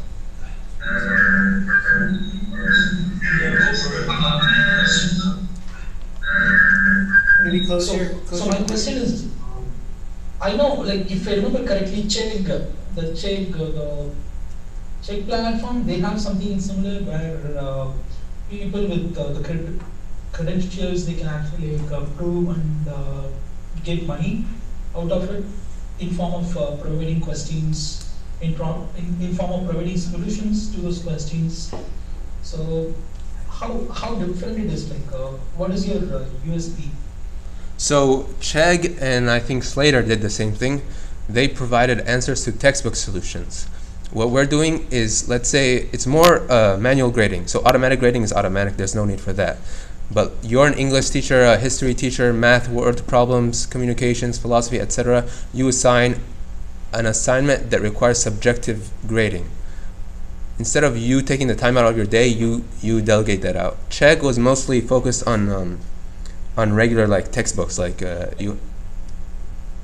So it's more of regularizing the existing thing. For example, even currently, like all professors in general, like they use assistants, right? Right. In terms of like grading or any course related help. So your platform kind of regularize the existing what is happening, right? You're asking the difference between TAs and us? Yeah. So I mentioned that TAs, the negative effect is that they aren't quite on par, and additionally the college is paying for them outside of the pocket. So instead of, I mean, they're doing the same job, but they aren't enough TAs, and additionally, you can kind of scapegoat them by offering the colleges an online platform. There's a similar business model. I don't know if you heard of it. I think it was a YC22 summer batch in the writing realm. It's called Foster, where you can have kind of like these delegated writers. But basically, it's kind of institutionalizing everything in the technology realm. Thank you. Listen, thank you. Yeah, thank you. Listen, I think you're looking for engineers, right, to help you with the project. Yeah, right now, looking for a tech company. We're close to raising some money, some seed money. But obviously I'm not tech. So yeah, if you guys are on the you guys. All right, Akshay. I'm sorry, Arash. No. Here, yeah. I think it's Dave next. Oh no, actually it's Steve on Zoom call. Hey, SC, are you ready? Yeah, I'm pretty much ready. Can you all hear me? Yeah. All right. Hey everyone. My name is ST. Apologies, I was not able to meet in person, but for reasons alone. So, in order to introduce myself, I am the host of the Next in Time podcast, where we have in startup founders and small business owners, or any individuals who are looking to make a huge impact in the future. So what I do is primarily just interview them. I just ask them questions and just get to know what their vision and their mission is in terms of what they're trying to build. So that's kind of like, if you're interested in being a guest, just let me know. And that's the first thing I was going to pitch. And the second thing is that I am the founder of Prime Consulting Experts. We help startups with their overall business strategy, marketing, product development, and operational support. And so I've been working with startups overall for the past 3 years now, and I'm looking to now, take what I've learned in my experience and now apply it to other startups and be able to be their helping hand and guiding light to how they can reach their targeted goals. So if you're currently, let's just say, I've listened to all of your startups, and yeah, I see some of you definitely need product development help and marketing help, and even let's say you need some support in terms of operations. Just if you would like to reach out to me, I can post my LinkedIn on the chat, or is there a way if I can pitch show it to you guys? Yeah, screen share. Just screen share. Okay, 1 second. Let me share my screen.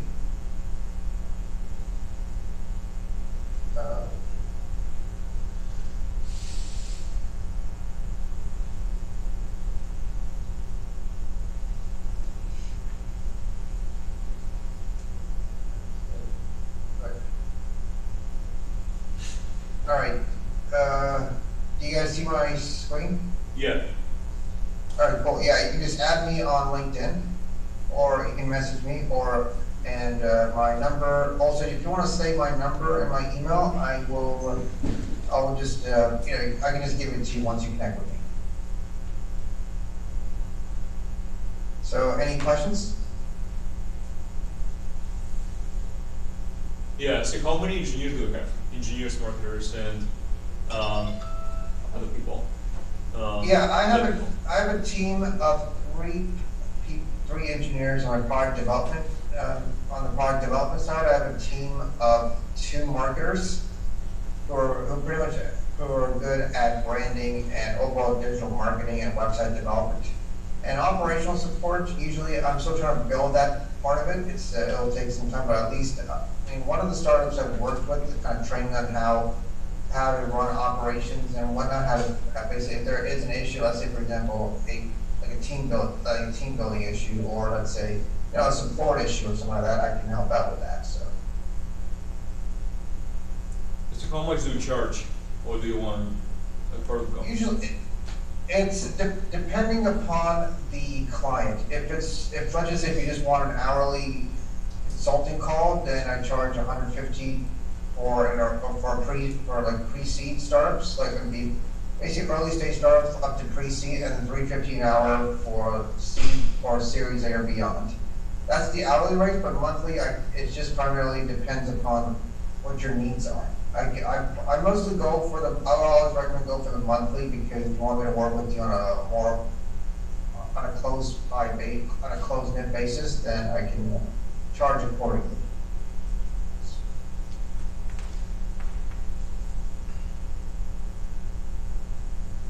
So, any other questions? All right. Yeah. Thank you very much. Thank you for taking the time to listen. Thank you. And all right.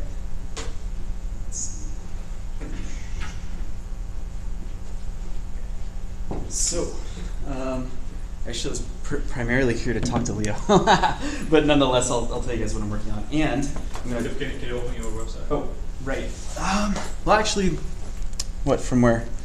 What computer? Yeah, Oh, from there? Okay. Yeah, you should just go to my Twitter. The best thing is my pinned link on Twitter. So just if you can, is the projector on? Yes, it is. Okay. So if you can go to the pinned tweet and then just scroll to the photo. Okay, sounds good. You just give a couple minutes. No worries. So like you're working some like car tech, right? Yeah, some really cool stuff. It's like optical and. Yeah, should I get into it? So yeah. Okay, sure. Yeah, so, and I'm actually even doing, because I like to be astute, so I'll put a 3-minute on me. But yeah, so just really briefly, the point of a business is to make money. I feel like too many people shy away from that. So, and we live in a capitalistic society. You know, we benefit of a quality of life because we live in capitalism. So, not entirely against that. Anyways, yeah, as of this morning, 9:07, Disney announced their accelerator companies. There's only 6 of them, and they focused on 3 verticals. 5 out of the 6 companies had to do with augmented reality or Web3, which is super convenient because I've been working on that for some time.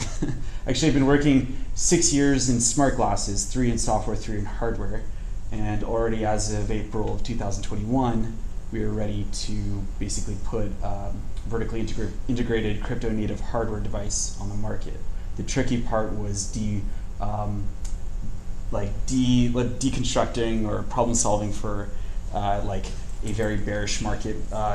In whatever VC you go to, D2C electronics never do well. So the way that this device works in this business is we give the devices for free to galleries. Why? Because the device itself orchestrates payment. It's vertically integrated with the blockchain, quote unquote. So why galleries? Because, well, two reasons. One, it enables no one to walk out with the device, right? So we're not doing a one-to-one, compare like one-to-one release of device, and we have an inventory of them. But the other reason is because whenever you go into augmented reality of any type, of any sort, it always pales in comparison to the very handheld device that everyone uses, an iPhone, which is ironic, right? Why go into new age technology if the predecessor does a better job at its own use case? This is why we focus on art. Art by nature is self-expression. Art by nature isn't parameterized. You don't have expectations for art because art doesn't have a bar or it doesn't have a standard. So that's why we're doing art. And then also the huge influx of NFT artwork tremendously helps. So yeah, so the way the business works, and I'll, nice stuff. So yeah, just go to the first tweet. It's kind of like the origin of where that was. And, oh wait, that was it? This is the top, yeah. I've just been chipping away at this for some time. And that's the point of the tweet. But anyway, so, and then the other part of this is that we have two sources of collection. The artists will have a NFT art platform, marketplace. So we collect whenever somebody posts their artwork. They select on the map which gallery they'd like to be in. Our pilot will be in 5 cities across the United States. And then they can also opine or elect a local gallery that they want to see their digital artwork in. They receive devices for that art exhibition. And then anyone purchases art, we have a rev share model with the gallery itself. So it's 2 points, collection points for revenue. And then the last part of this, gosh, I'm missing one or two. But another part of this is that, yeah, for the most part, we're going to be targeting SMB, so small to medium businesses, but we hope to go enterprise. As of last July, I was in contact with Sotheby's, which is great. And yeah, I know everything that there has to do with photonics and hardware of this type. So, okay, any questions? Is this like Oculus or? Nope, that is from 2016. This was, back then, there was like smart helmets. So like the processing was up here and the image source was, I think also, it's actually up by the temple, and then the image came down through a waveguide. So this is old tech, since deprecated. And now glasses, right? So, well, okay, last part of this. Why is this not Google Glass? It's actually our first slide, even before the title slide. It's because in the 8 years since 2013, actually it's coming up, so 10 years, when Google Glass was released, it was an auxiliary peripheral display that was a 2-dimensional data visualization. What does that mean? It shows you the time. It shows you the date, or shows you the weather. And you look up and you see it and you're done. What's changed now is you built into the actual lens substrate. You build into the actual part that you look through to see between you and the world is where the graphics are located. And it's a 3-dimensional data visualization or volumetric user interface. What that means is it has occlusion principles. So if you put your hand in between its relative position and where you are, it gets occluded, meaning you can't see the graphic. Or it also is stereoscopic, which means that if the graphic is far, it's small. If it's close to you, it's big. So the device itself biomimics depth to make it more surreal or immersive. Those are the best adjectives. And why are we doing this? That's a great question. It's because if I had 100K to bet on whether the Diamondbacks and Giants yesterday played a game are going to win, like let's say I want the Giants to win, versus this technology happening, it is imminent this technology is happening. So it's very nice to be in a very speculative market of Web3, but working on something that is true innovation and inevitable. So yeah, so as you can tell, and I'm looping it all back in, with the Disney Accelerator announcement today, that 5 of the 6 companies are like, oh, we should probably do Web3 and augmented reality. Looks pretty good. I was like, oh, good. Been doing this for some time. So, yes. Any other questions? So you're building hardware that you sell to the gallery that shows digital art? I think it's a HaaS. I think it's closer to a hardware as a service. So we give the devices to the gallery. basically as People pitched. go to the gallery to look at art using the hardware specifically. Well, due to Web3, you can sign in with a Phantom wallet for Solana or MetaMask for Ethereum. So you can purchase the artwork, right? But what value does the glasses bring to artwork? Is that the question? Right, if I can look at the art anywhere Yes. using my phone, why do I want to go to the gallery to put on a headset to look at the art?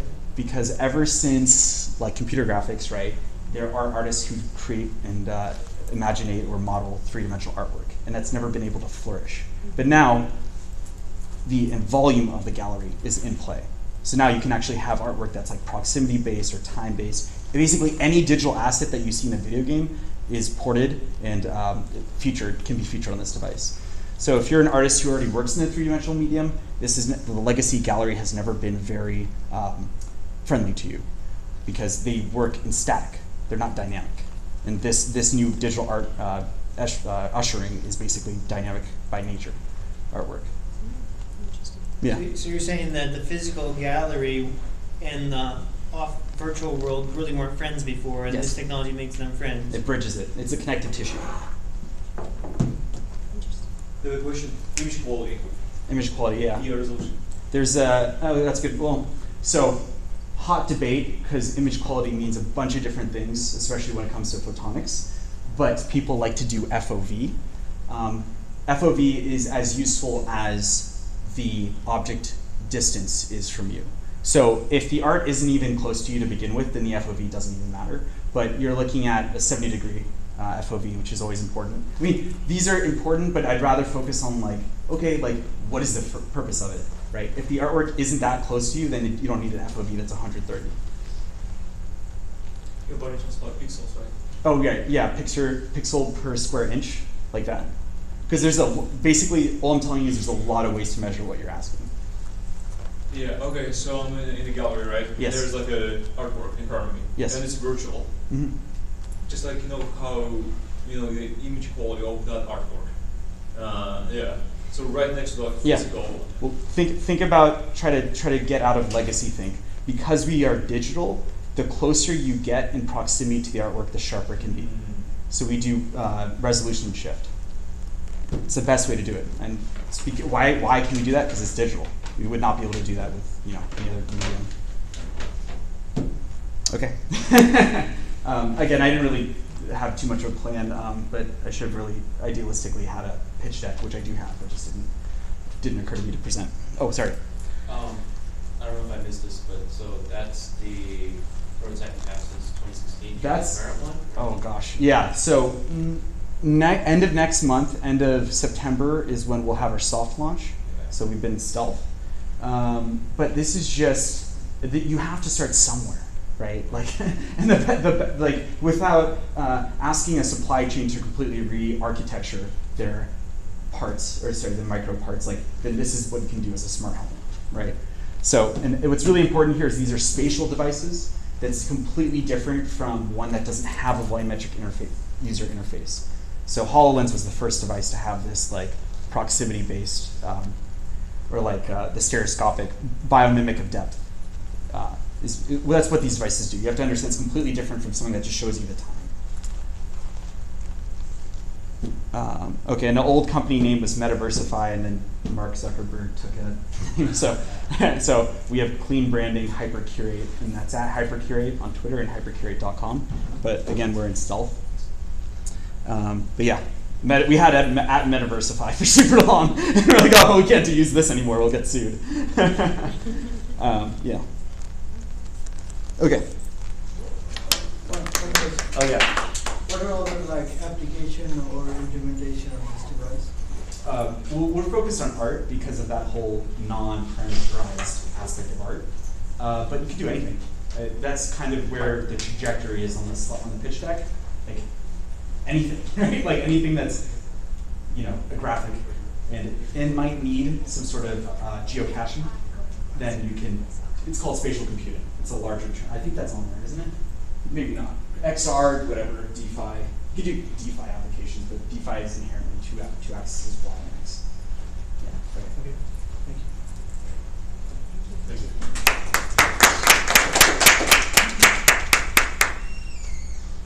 Can we use outside? Like outside in the sun? The quick answer is there's a lot of light pollution outside, so the image source, so part of that supply chain needs to get better, which is why we're focused on galleries. It's okay to do outside, but you need an extra neutral density filter if you've ever seen photography. Anyone do photography? When you shoot, you can put an extra filter on, so it's not as bright. So it's possible to do, it's just not ideal. Cool. Yeah, guys, can we take like a group photo? And I think. Yeah, sure.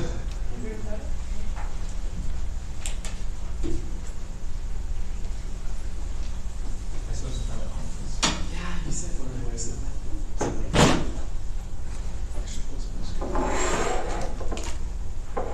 Guys, thanks so much for coming. Oh yeah, in front of screen. Yeah, well, yeah. What's this?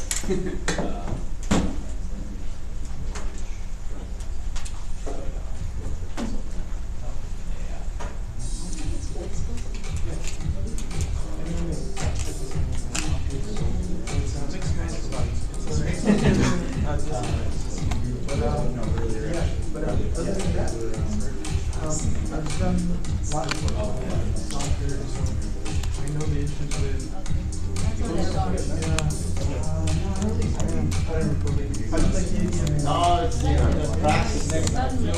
I want to put YC on it.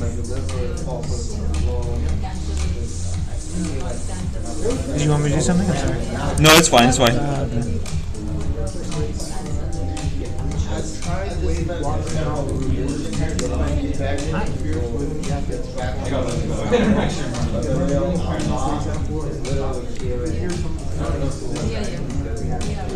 Oh, that's a good idea. Putting that in the background. Yep.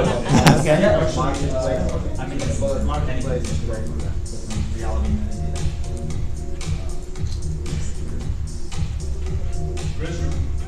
No, I want to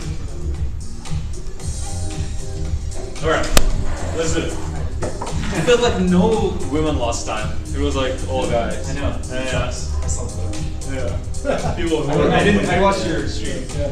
Nice, thanks, man. Yeah. And then I messaged you. Get in this photo. No, you gotta see your face on the picture. Don't be shy. Come on. Oh, it's beautiful. Come on. Oh, you need a mask? Don't hide under a mask. Sorry. I have a mask. Cool. Where should I? Okay.